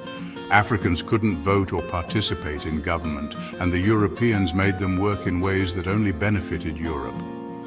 The lack of political representation and economic exploitation led to widespread discontent. This unfair treatment led to many Africans fighting back and wanting their freedom. The struggle for independence was fueled by the desire to reclaim autonomy and dignity. A new way of life, how everyday things changed. The arrival of colonial powers in Africa marked a significant turning point in the daily lives of African people. Traditional ways of living, which had been passed down through generations, were suddenly disrupted. Colonial rule changed everything about how Africans lived. The social fabric of communities was altered, and the economic structures that had sustained them for centuries were upended. The imposition of new laws and systems by the colonizers meant that Africans had to adapt to entirely new ways of life. In the countryside, the Europeans made farmers grow things like coffee, cotton, and rubber to sell. These cash crops were not meant for local consumption, but for export to European markets.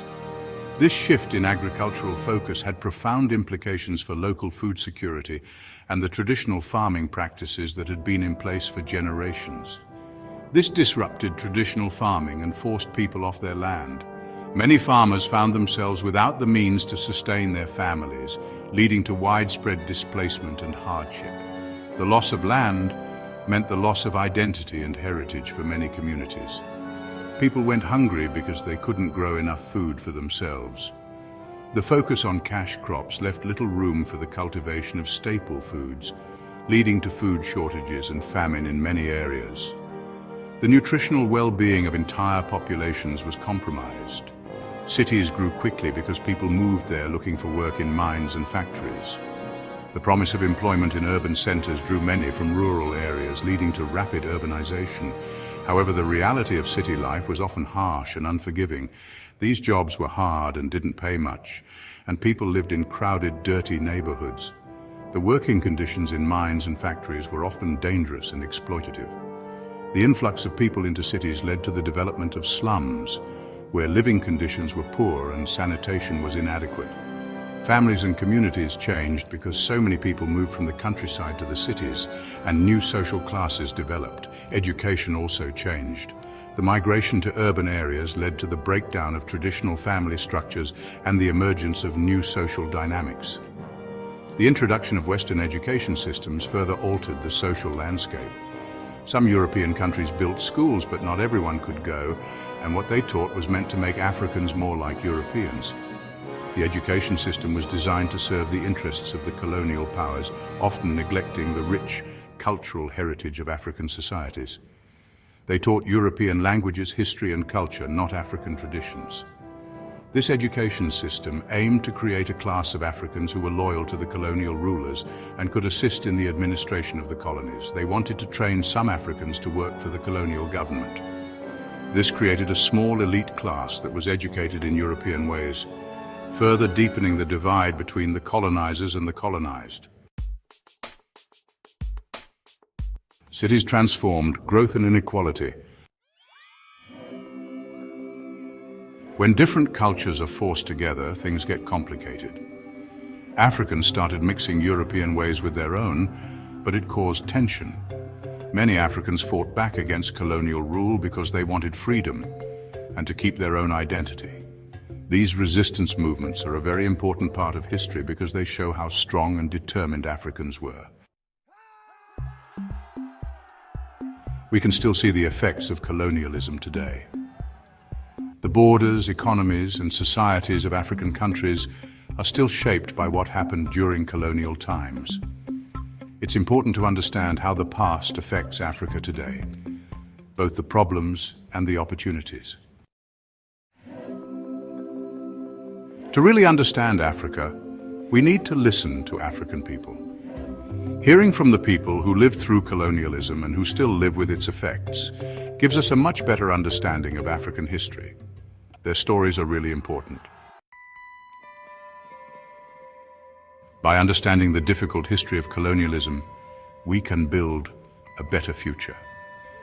If we remember what African societies went through, both the bad and the good, we can work towards a fairer world for everyone. Learning from history helps us build a future that respects the strength and diversity of Africa. Pan-Africanism is a powerful idea. It is the belief that people of African descent are connected. They share a common history and a common future. This idea emerged in response to terrible injustices. Slavery, colonialism, and racism created suffering for millions. Pan-Africanism offered a vision of hope. It called for unity and solidarity among Africans everywhere. It aimed to uplift and empower people of African descent. This essay will explore the rise of Pan-Africanism. We will look at its early advocates. These pioneers dared to dream of a different world. We will also examine key events that shaped the movement. These events brought people together to fight for a common goal. Pan-Africanism's journey has been long and complex. It is a story of struggle, resilience, and hope. It is a story that continues to unfold today. The seeds of Pan-Africanism were sown in the 19th century, a period marked by significant transformations and upheavals across the African continent and beyond. This was a time of great change and upheaval, as societies grappled with the end of long-standing institutions and the emergence of new ideologies. The transatlantic slave trade, which had forcibly removed millions of Africans from their homeland, was coming to an end, signaling a new era of possibilities and challenges. Meanwhile, European powers were scrambling for control of Africa, carving up the continent in a frenzy of colonization that would have lasting impacts on its people and cultures. In this turbulent era, a few brave voices began to speak out for African unity and self-determination, planting the early seeds of what would become the Pan-African movement. One such voice was Martin Delany, a visionary who saw beyond the immediate struggles to a future where African people could stand united. Delany was a prominent abolitionist and writer whose works and speeches inspired many to consider the possibilities of a united African identity. He believed that black people could never achieve true equality in white-dominated societies, and that a separate, self-sustaining nation was essential for their dignity and progress. He called for black Americans to create their own nation, a place where they could govern themselves and build a future free from oppression. He argued that Africa was the natural homeland for black people, a place rich in resources and potential where they could thrive. Another early advocate was Alexander Crummell, whose intellectual and spiritual contributions were equally significant. Crummell was a priest and scholar, deeply committed to the idea that Africa held the key to the future for black people worldwide. He shared Delany's belief in Africa's potential, seeing the continent as a place where black people could build a new and glorious future, free from the shackles of colonialism and racism. He saw the continent as a place where black people could build a new and glorious future, a vision that would inspire many in the years to come. He emphasized the importance of education and self-reliance, believing that these were the cornerstones of a strong and independent African society.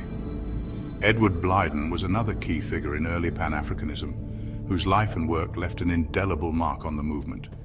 Blyden was a writer, educator, and diplomat whose efforts to promote African unity and pride were instrumental in shaping the early Pan-African discourse.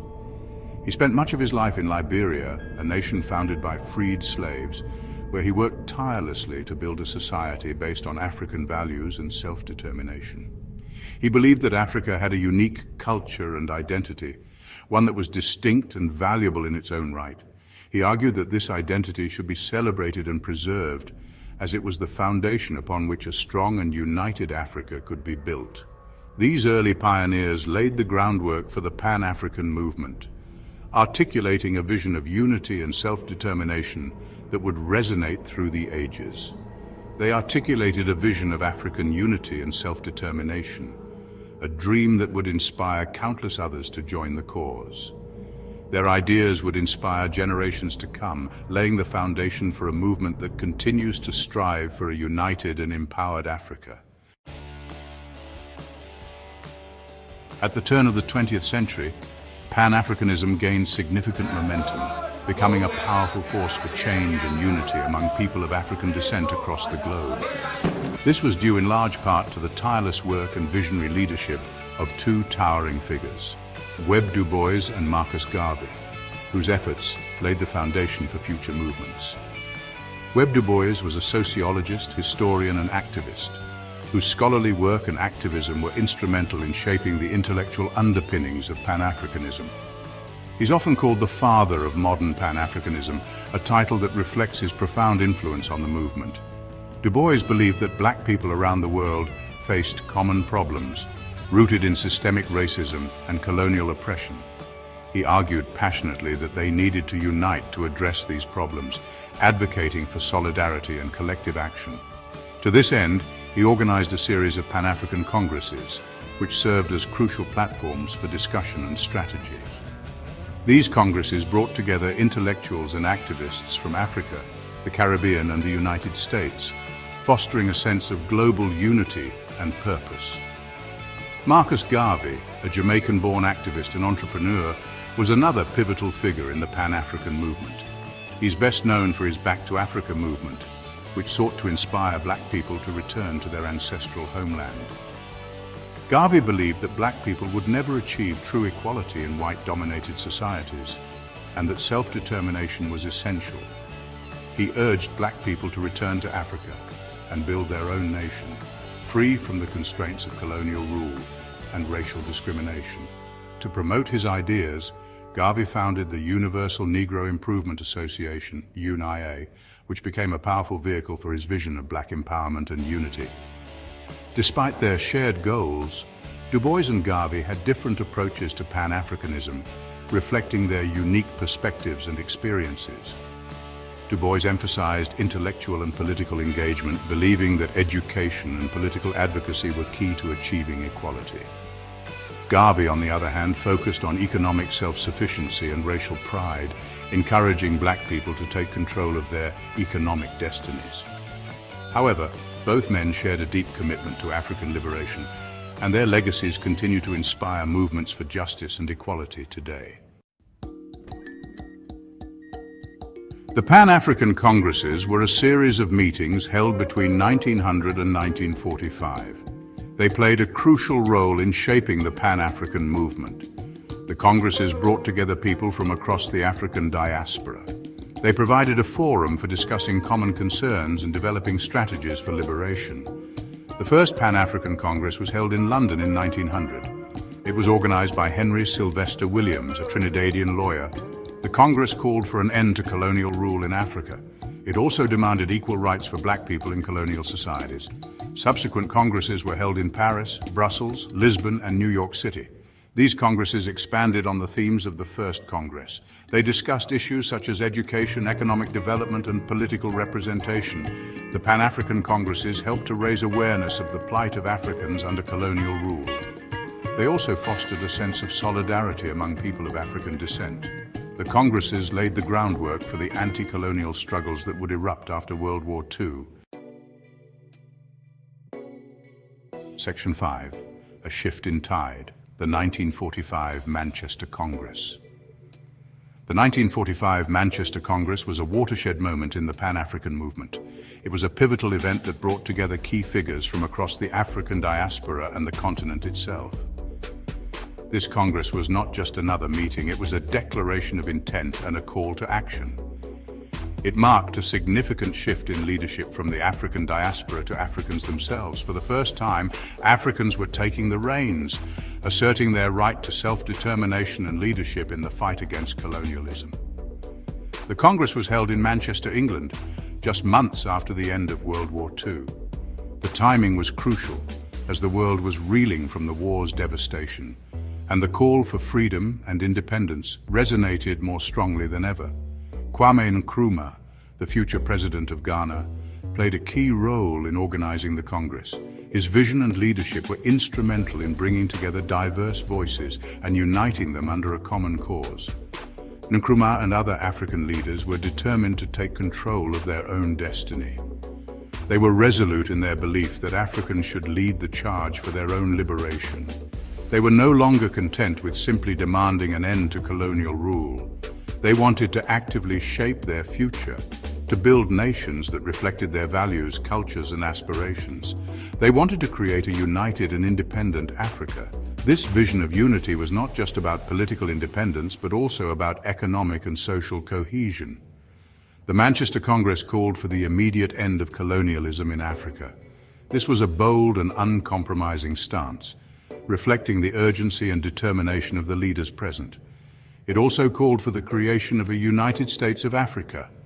This idea was revolutionary, envisioning a continent where borders were less significant than the shared goals of freedom and prosperity.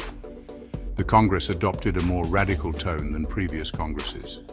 The speeches and resolutions were filled with a sense of urgency and a call for immediate action. It reflected the growing frustration of Africans with colonial rule. The people were tired of waiting and were ready to take bold steps towards their liberation. The 1945 Manchester Congress marked a turning point in the Pan-African movement. It was a moment when the call for freedom became a roar that could not be ignored. It signaled the beginning of the end of European colonialism in Africa. The momentum generated by this Congress would fuel the decolonization movements that swept across the continent in the following decades.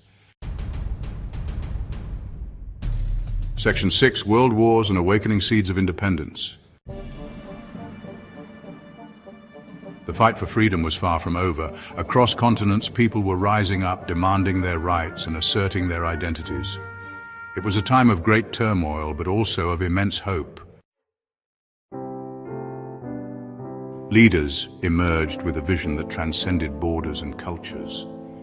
Their dreams of a better world inspired millions. They spoke of unity, peace, and a future where every individual could thrive. The path to unity was not easy, and it required immense sacrifice and unwavering determination. But step by step, the world moved closer to a shared understanding. Together, we began to see the possibility of a united future. Africa's fight for freedom was long and hard. The journey towards independence was filled with struggles, sacrifices, and unwavering determination. For decades, African nations were under the yoke of colonial rule, their resources exploited and their people subjugated. The dream of freedom seemed distant, but the spirit of resistance was never extinguished. For many years, Europe controlled Africa, taking its resources and treating its people unfairly. The colonial powers imposed their will, extracting valuable minerals, crops, and labor, often with little regard for the well-being of the local populations. The exploitation was systematic and brutal, leaving deep scars on the continent. This was a very bad time. Families were torn apart, cultures were suppressed, and traditional ways of life were disrupted. The colonial rulers enforced harsh laws and used violence to maintain control. The people of Africa endured immense suffering, but their spirit remained unbroken. But even in bad times, people want to be free. The desire for self-determination and autonomy grew stronger with each passing year. Brave men and women rose up to challenge the colonial powers, organizing protests, strikes, and uprisings. They risked their lives for the dream of a free Africa. All over Africa, people wanted to control their own lives. The call for independence echoed from the deserts of the Sahara to the rainforests of the Congo. Leaders like Kwame Nkrumah, Jomo Kenyatta, and Patrice Lumumba inspired millions with their vision of a liberated continent. The movement for independence was unstoppable. They didn't want to be ruled by other countries. The people of Africa demanded the right to govern themselves, to make their own decisions, and to shape their own destinies. The struggle for independence was not just a political battle. It was a fight for dignity and respect. From big cities to small villages, everyone started to feel the same way. The movement for independence united people from all walks of life.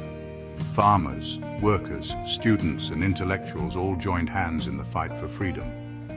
The sense of solidarity and shared purpose was palpable. The fight wasn't just about who was in charge. It was about reclaiming their identity and heritage.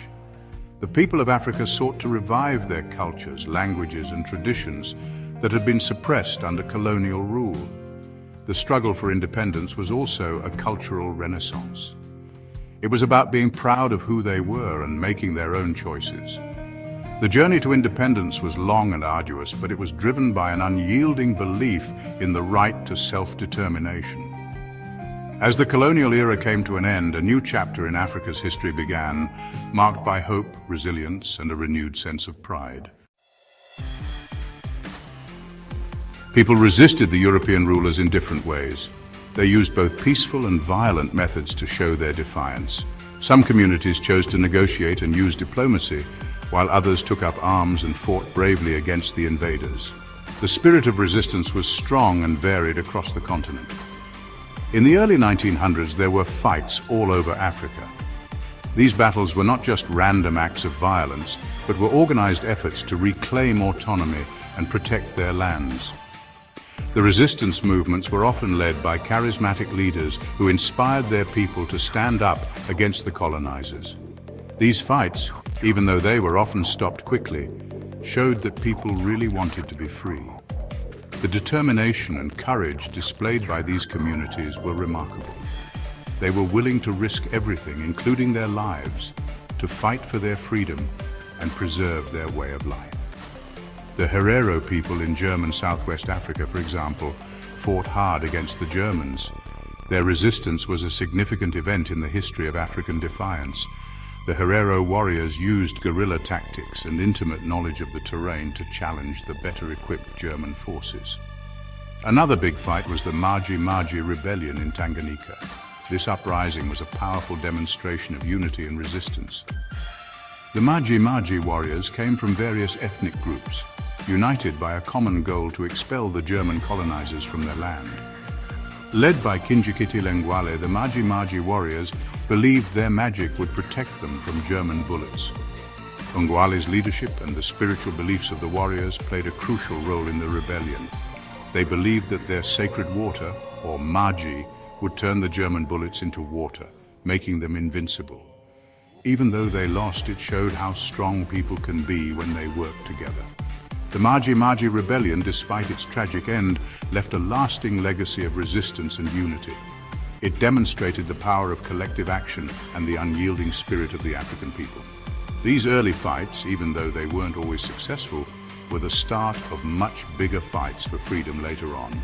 They laid the groundwork for future generations to continue the struggle for independence. The bravery and sacrifices of these early freedom fighters inspired many and set the stage for the eventual liberation of African nations from colonial rule. As time went on, new African leaders appeared. These weren't just fighters, but smart and inspiring people. They understood how hard it would be to get free from Europe. Men like Kwame Nkrumah, Jomo Kenyatta, Patrice Lumumba, and Julius Nyerere gave people hope. These leaders, many of whom had gone to school in Europe, knew they had to work together. They knew that being African made them strong. They traveled all over, talking to people and asking other countries for help. Their message was simple: Africa is for Africans. Kwame Nkrumah, a great leader from Ghana, became very important in the fight. He believed that all Africans should work together. He famously said, "Our freedom means nothing unless all of Africa is free." Everyone in Africa listened to Nkrumah. He gave them hope. Because of him, Ghana became free from Britain in 1957, the first country in sub-Saharan Africa to do so. This was a huge moment for Africa and the world. Jomo Kenyatta led Kenya's fight for freedom from Britain. Born in 1897, Kenyatta was a key figure in the struggle for independence. He was not only a political leader but also a symbol of hope and resilience for many Kenyans. His journey was filled with challenges, including imprisonment by the British colonial government. Despite these obstacles, Kenyatta remained steadfast in his mission to see Kenya free from colonial rule. Kenyatta was a good speaker and a smart leader. His speeches were powerful and resonated deeply with the people. He had a unique ability to connect with his audience, making them feel heard and understood. His leadership was marked by his strategic thinking and his unwavering commitment to the cause of independence. Kenyatta's vision for Kenya was one of unity and progress, and he worked tirelessly to bring this vision to life. He brought his people together to fight against being ruled by Britain. Kenyatta's ability to unite diverse groups under a common cause was instrumental in the success of the independence movement. He encouraged peaceful protests and negotiations, believing that unity and solidarity were the keys to achieving freedom. His leadership inspired many to join the struggle, and his efforts laid the foundation for a new, independent Kenya. He believed so strongly in freedom that he inspired everyone in Kenya. Kenyatta's passion for independence was contagious. His unwavering belief in the right to self-determination motivated countless individuals to stand up and fight for their rights. His speeches and actions instilled a sense of pride and determination in the hearts of many Kenyans, driving them to work together towards a common goal.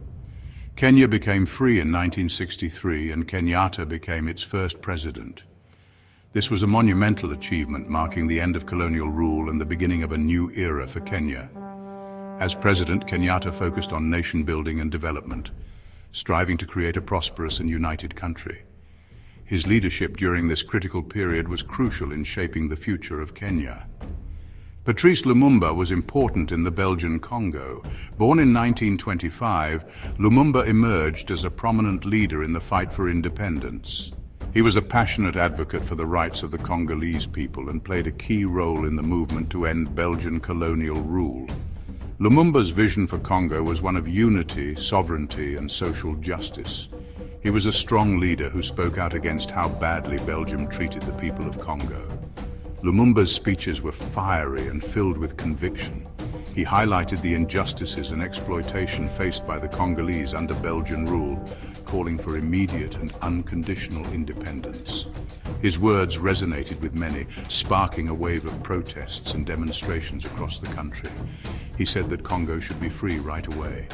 Lumumba's demand for immediate independence was a bold and courageous stance. He believed that the Congolese people had the right to govern themselves and determine their own future. His unwavering commitment to this cause made him a symbol of hope and resistance for many in Congo. Congo became free in 1960, and Lumumba was its first prime minister.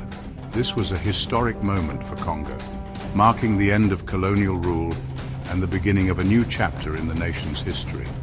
As Prime Minister, Lumumba faced numerous challenges, but his leadership and vision were instrumental in guiding the country through its early days of independence. Because he fought so hard for freedom, he became a hero. Lumumba's legacy continues to inspire generations of Congolese and people around the world.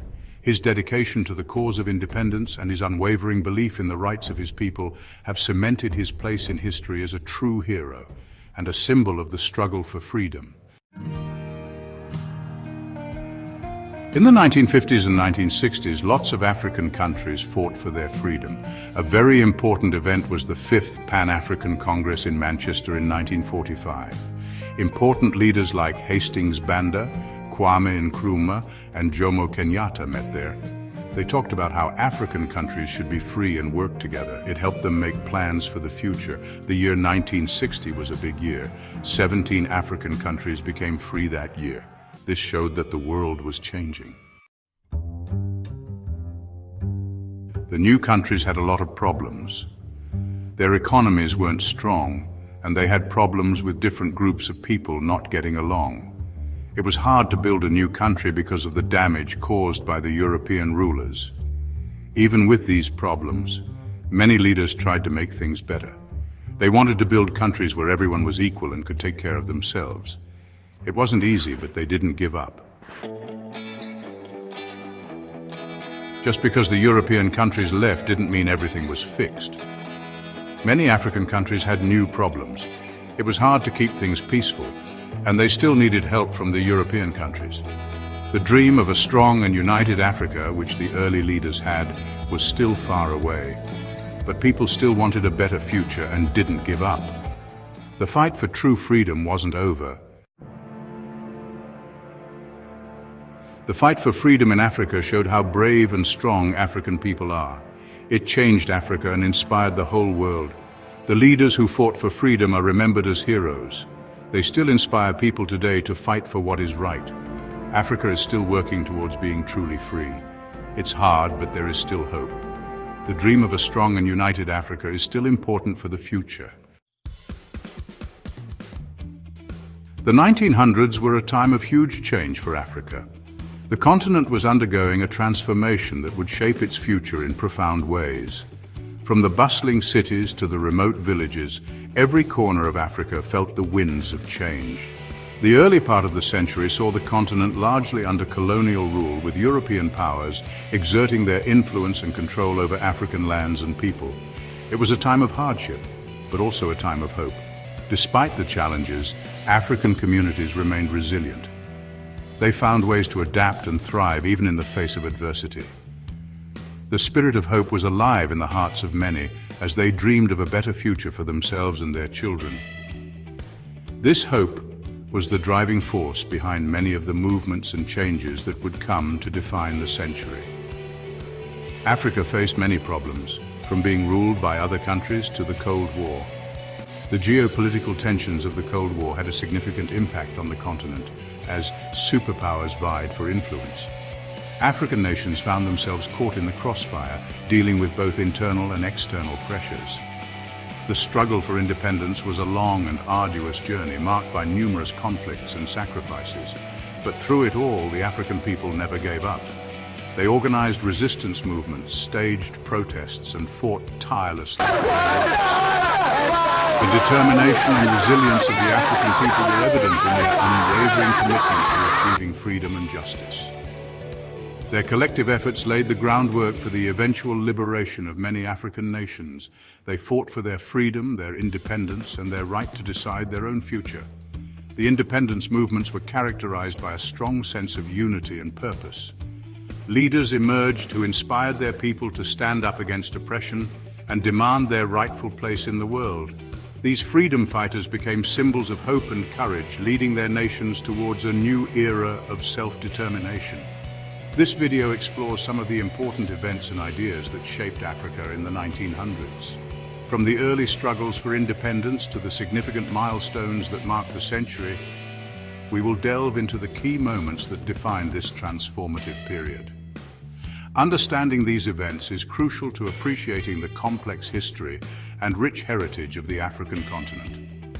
We'll look at how the Cold War affected Africa, examining the ways in which global superpowers influenced the political landscape. The Cold War era brought about significant changes as African nations navigated the complexities of international relations. The impact of this period is still felt today, as the legacies of these geopolitical struggles continue to shape the continent.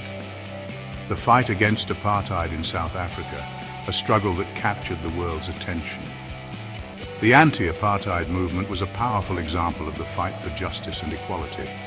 Leaders like Nelson Mandela became global icons, representing the enduring spirit of resistance against racial oppression. The eventual dismantling of apartheid was a monumental victory, not just for South Africa, but for humanity as a whole, and the rise of African art, culture, and music. The 20th century saw a cultural renaissance across the continent as African artists, musicians, and writers began to gain international recognition. This cultural explosion was a testament to the creativity and resilience of the African people. It also played a crucial role in shaping the global perception of Africa, showcasing the continent's rich and diverse heritage. We'll see how strong and creative the African people are. Their achievements in various fields, from science and technology to literature and sports, highlight the incredible potential and talent that exists within the continent. These accomplishments serve as a reminder of the indomitable spirit of the African people, who continue to inspire the world with their resilience and ingenuity. This is a story of overcoming challenges. The journey of Africa in the 20th century is one of triumph over adversity. Despite facing numerous obstacles, the continent has made remarkable progress. The stories of individual and collective triumphs are a testament to the strength and determination of the African people. It's a story that still inspires the world today. The legacy of the 20th century continues to influence the present and future of Africa. The continent's journey serves as an inspiration to people around the globe, reminding us of the power of resilience, hope, and unity. As we look back on this transformative period, we celebrate the enduring spirit of Africa and its people. The Cold War was a big fight between the United States and the Soviet Union. This ideological battle spanned several decades, from the end of World War II in 1945 until the dissolution of the Soviet Union in 1991. It was a period marked by intense rivalry, espionage, and a race for global influence. The two superpowers never engaged in direct military conflict with each other, but their competition played out in various regions around the world, including Africa. It was a fight about different beliefs, with capitalism on one side and communism on the other. The United States championed capitalism, promoting free markets and democratic governance, while the Soviet Union advocated for communism, emphasizing state control and a classless society. This ideological clash influenced not only the policies of the two superpowers, but also the lives of millions of people around the globe. Africa became a place where this fight played out, as both superpowers tried to gain control there. The continent, rich in natural resources and strategic locations, became a battleground for influence. Newly independent African nations found themselves caught in the crossfire, as the US and the USSR sought to expand their spheres of influence by supporting different factions and governments. The US and the USSR supported different sides in local fights, often giving weapons and money to opposing groups. This external support fueled conflicts and prolonged wars, as both superpowers were more interested in gaining an upper hand over each other than in the well-being of the African people. Military aid, financial assistance, and political backing were provided to various factions, leading to a complex web of alliances and enmities. This caused unrest and violence in many parts of Africa. Civil wars, coups, and insurgencies became common as different groups vied for power, with the backing of either the US or the USSR. The human cost was immense, with countless lives lost and communities torn apart. The social fabric of many African nations was severely damaged, and the scars of these conflicts are still visible today. Countries were forced to pick a side, and those that didn't often got caught in the middle. Neutrality was a difficult stance to maintain, as both superpowers exerted pressure on African nations to align with their respective ideologies. Those that tried to remain neutral often faced economic sanctions, political isolation, or even covert operations aimed at destabilizing their governments. The Cold War hurt Africa badly. The continent's development was stunted as resources were diverted to military spending and conflicts. Many African nations struggled to build stable governments and economies in the face of external interference and internal strife. The legacy of the Cold War is still felt in the form of ongoing conflicts, political instability, and economic challenges. It made existing problems worse, made conflicts last longer, and slowed down economic growth. The Cold War exacerbated issues such as poverty, corruption, and underdevelopment. The focus on military aid and political alliances often overshadowed efforts to address the root causes of these problems, leaving many African nations in a precarious situation. We can still see the effects of the Cold War in some parts of Africa today. The remnants of this ideological battle continue to influence political dynamics, economic conditions, and social structures. However, there are also signs of resilience and recovery as African nations work towards rebuilding and moving forward from this tumultuous period in their history. Apartheid was a system of keeping races separate. This policy of racial segregation was deeply entrenched in the fabric of South African society, affecting every aspect of life. It was a way of treating people differently because of their race, creating a society where the color of your skin determined your opportunities and rights. This system was the law in South Africa from 1948 to 1994, a period marked by intense racial discrimination and social injustice. Under apartheid, the white minority held all the power, controlling the government, the economy, and the military. Meanwhile, the black majority was stripped of basic human rights and freedoms. Black South Africans were treated as second-class citizens in their own country, forced to live in impoverished conditions with limited access to resources. They had to live in separate areas, use separate facilities, and go to separate schools. These segregated areas were often underdeveloped and lacked basic amenities. They weren't allowed to vote, own land, or even marry someone of a different race. The apartheid laws were strictly enforced, with severe penalties for those who defied them. Many countries around the world spoke out against apartheid and punished South Africa with economic sanctions and diplomatic isolation. The international community's condemnation was a crucial factor in the eventual dismantling of apartheid. Inside the country, more and more people fought against apartheid, led by groups like the African National Congress, or ANC. These brave individuals risked their lives to stand up against the oppressive regime, organizing protests, strikes, and acts of civil disobedience. Leaders like Nelson Mandela became symbols of the struggle for freedom, inspiring millions to join the fight for equality and justice. Their relentless efforts eventually led to the end of apartheid and the establishment of a democratic South Africa. Nelson Mandela was a very important leader in the fight against apartheid. He spent over 27 years in jail for his activism, but he never stopped believing in a free and democratic South Africa. Mandela became a world-famous hero, a symbol of the fight against injustice. When he was released from prison in 1990, people all over the world celebrated. In 1994, South Africa had its first fair elections. Nelson Mandela was elected the country's first black president, which meant the end of apartheid. Mandela's leadership and his message of forgiveness helped to fix the problems of the past. He showed the world that even when things are very bad, hope can win. Even though the Cold War and apartheid ended, Africa still had problems. There were still many fights between different groups within countries, often caused by different ethnicities, poverty, and fighting over resources. Civil wars in places like Somalia, Rwanda, and the Democratic Republic of Congo killed millions of people and forced many others to leave their homes. These conflicts also destroyed the economies and infrastructure of these countries.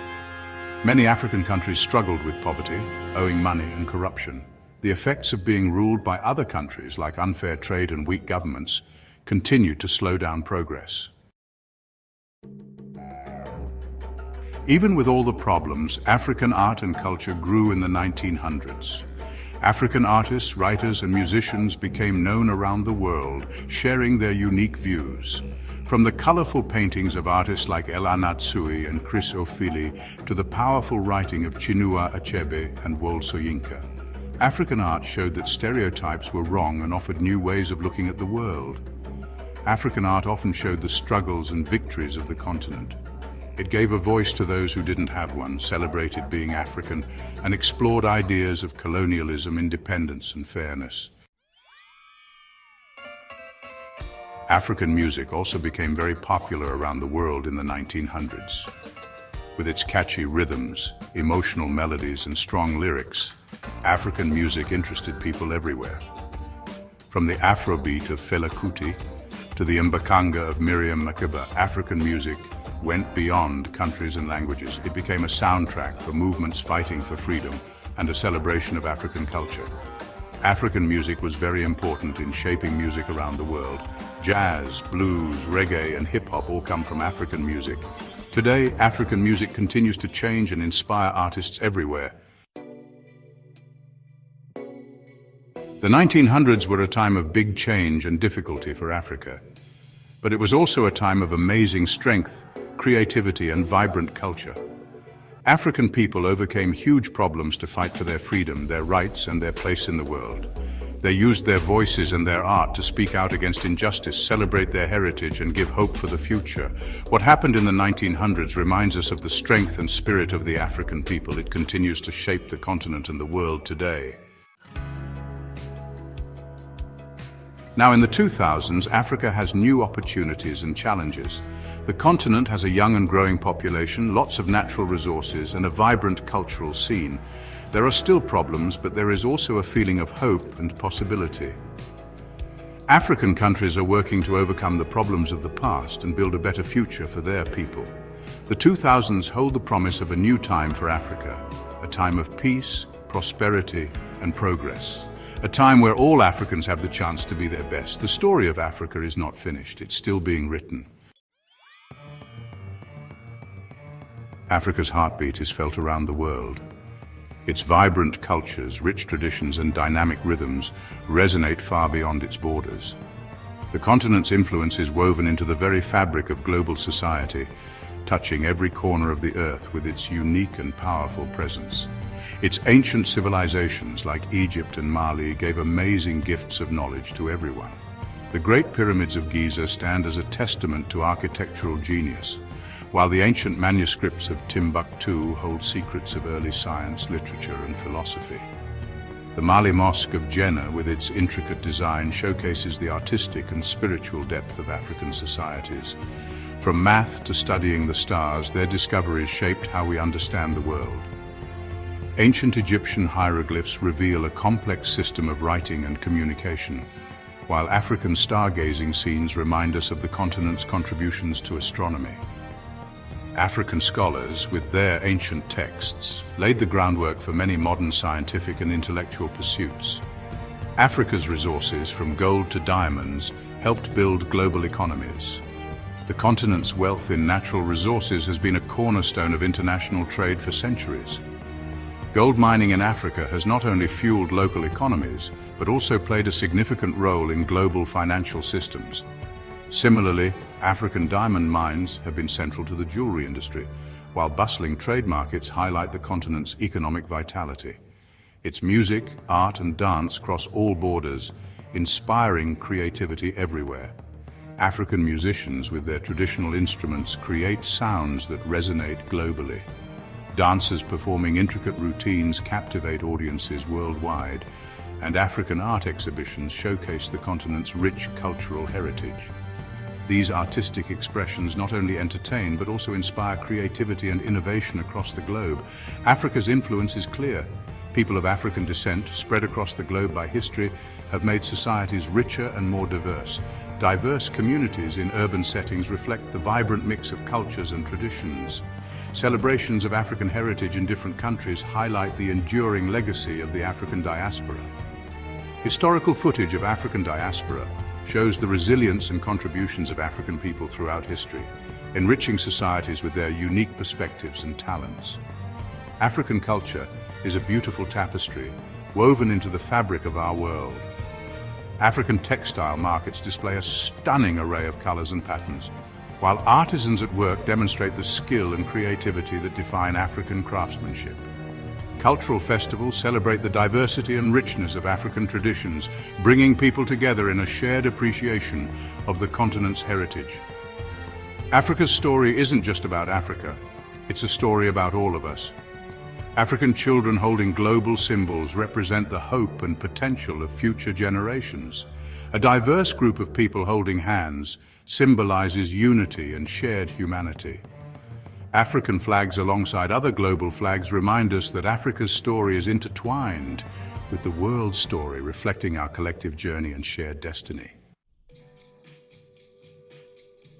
Africa has faced many hard times. From the ancient days of its grand empires to the modern era, the continent has endured countless challenges. These challenges have shaped its people, its culture, and its history in profound ways. Colonization tried to silence its voice, take its resources, and change its history, but Africa survived. The colonial powers underestimated the resilience and strength of the African spirit. Despite the exploitation and oppression, the people of Africa held onto their identity and fought back in numerous ways. From the ancient empires that fought against invaders, like the Kingdom of Kush and the Mali Empire, to the smaller communities that resisted domination, Africa's history is rich with stories of bravery and resistance. These empires were not just centers of power, but also hubs of culture, trade, and knowledge. To the freedom fighters who struggled for independence, Africa's spirit never broke. Leaders like Nelson Mandela, Kwame Nkrumah, and Jomo Kenyatta became symbols of the fight for freedom and justice. Their sacrifices and determination inspired millions and led to the eventual liberation of many African nations. The resistance movements of the past teach us important things. They show us the power of unity and the importance of standing up against injustice. These movements were not just about fighting against external oppressors, but also about building a sense of community and shared purpose among the people. They teach us about the strength of working together, the value of collaboration, and the impact of collective action. In many African societies, the concept of Ubuntu, the belief in a universal bond of sharing that connects all humanity, played a crucial role in fostering cooperation and mutual support.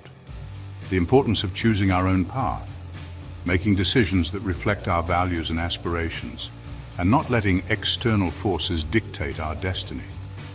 Traditional councils and community gatherings were often the places where important decisions were made, reflecting the democratic principles that have long been a part of African culture, and the power of believing in a better future. The youth of Africa, with their hopeful expressions and dreams, represent the continent's potential. Educational programs and community development projects are paving the way for a brighter tomorrow, showing that with the right support and opportunities, the future can be transformed. Africa's history shows us how strong the human spirit can be, even in the face of hardship. The resilience and achievements of its people are a testament to their enduring strength and determination. From cultural innovations to scientific discoveries, Africa has contributed immensely to the world. These lessons are still important today, reminding us to fight against unfairness. Modern social justice movements in Africa continue to draw inspiration from the past, advocating for rights and equality. The struggles of today are deeply connected to the historical battles fought by previous generations, and work for a world where everyone is treated equally. The vision of a just and equitable society is one that resonates across the continent. By learning from the past and working together, we can build a future where everyone has the opportunity to thrive. The end of colonial rule was a new beginning, not the end of the story. African nations started a new journey, learning how to govern themselves, building new systems, growing their economies, and dealing with the effects of colonialism became really important. This journey has been full of challenges. Political problems, unequal economies, and conflicts have tested the continent's strength. Outside forces still affect Africa's path, often holding it back. But even with these challenges, a spirit of determination remains, fueled by a deep belief in Africa's potential. Despite the difficulties, Africa's journey after colonialism is also a story of progress. Many countries have made big improvements in many areas. Democratic governments are growing stronger, with peaceful changes of power happening more often. Economic growth is getting faster in many parts of the continent thanks to new ideas, entrepreneurs, and smart investments. Africa's middle class is growing and they're eager to help the continent develop. These successes, even though they're sometimes hidden by challenges, show us a glimpse of Africa's amazing potential. Section 5. Challenges on the horizon. Obstacles to Africa's advancement. Challenges still exist and they need creative solutions and strong commitment. Poverty, sickness, and conflict still affect parts of the continent. Climate change is a huge threat, impacting farming, water, and how people make a living. Outside factors like unfair trade and the exploitation of resources still hold Africa back. Dealing with these challenges requires a plan with many parts involving governments, communities, and international partners. It requires a commitment to social justice, economic empowerment, and protecting the environment. Section 6. Africa's future unfolding, a vision for the 21st century. As we step into the new millennium, Africa stands at the threshold of unprecedented transformation. The continent, rich in culture, history, and natural resources, is poised to redefine its future. Africa's future is full of possibilities. The energy and optimism of its youth are palpable, driving a wave of innovation and change. From bustling cities to serene villages, the spirit of progress is evident everywhere. The continent is about to change in a big way, driven by its young and energetic population, its many resources, and a collective ambition to rise above challenges. Young professionals are making strides in various fields, from technology to agriculture, while students are eager to learn and contribute to their communities and a renewed sense of purpose. Leaders and communities are coming together, fostering a sense of unity and collaboration that is essential for sustainable growth. Conferences and gatherings are becoming platforms for sharing ideas and building a shared vision. This vision is based on Pan-Africanism, a belief in the power of unity and working together. The African Union and other regional bodies are playing pivotal roles in promoting peace, stability, and economic integration across the continent. It imagines an Africa without poverty, where everyone has access to good education, healthcare, and job opportunities.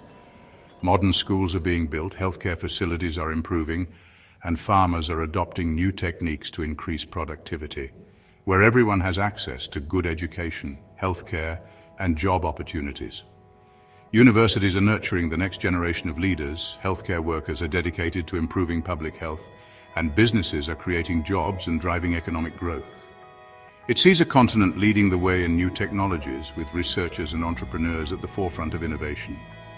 Tech startups are emerging, bringing new solutions to old problems, and students are becoming proficient in digital skills, using its resources for sustainable development. Renewable energy projects like solar farms and wind turbines are harnessing the power of nature, while sustainable farming practices are ensuring food security and environmental conservation. This is an Africa ready to tell its own story. Through media, arts, and culture, Africans are sharing their narratives, celebrating their heritage, and showcasing their talents to the world, and take its rightful place on the world stage. At international summits and global forums, African leaders are advocating for their countries, forging partnerships and contributing to global discussions. This is the dawn of a new era for Africa, one filled with hope, resilience, and boundless potential. Section 7. Innovation and Technology Catalysts for Africa's Transformation. Technology is a powerful tool for change. All across Africa, we see how it can transform things. Mobile technology is connecting people, helping communities, and creating economic opportunities. Renewable energy projects are bringing light to homes, powering businesses, and fighting climate change. African innovators are creating solutions for the continent's unique challenges. From farming technologies that help grow more food to medical discoveries that save lives, Africa is using technology to make progress. Section 8. Global Collaboration. A bridge to Africa's brighter future. Africa's journey isn't a solo trip. Working together with the world is essential. Partnerships built on respect, shared responsibility, and a commitment to sustainable development are very important. Investing in Africa's people, supporting its institutions, and promoting fair trade are key steps. Tackling global challenges like climate change and pandemics requires everyone to work together. Africa's success is connected to the world's progress. Section 9. A continent reimagined, embracing Africa's potential. Africa is a continent on the rise. Its resilience, innovation, and determination are creating a brighter future. The world needs to forget its old ideas about Africa and embrace its potential. The story of Africa is changing. It's a story of strength, innovation, and endless possibilities. It's a story that needs to be heard, celebrated, and embraced. Africa's future is bright, and the world will be watching as it rises to meet its destiny.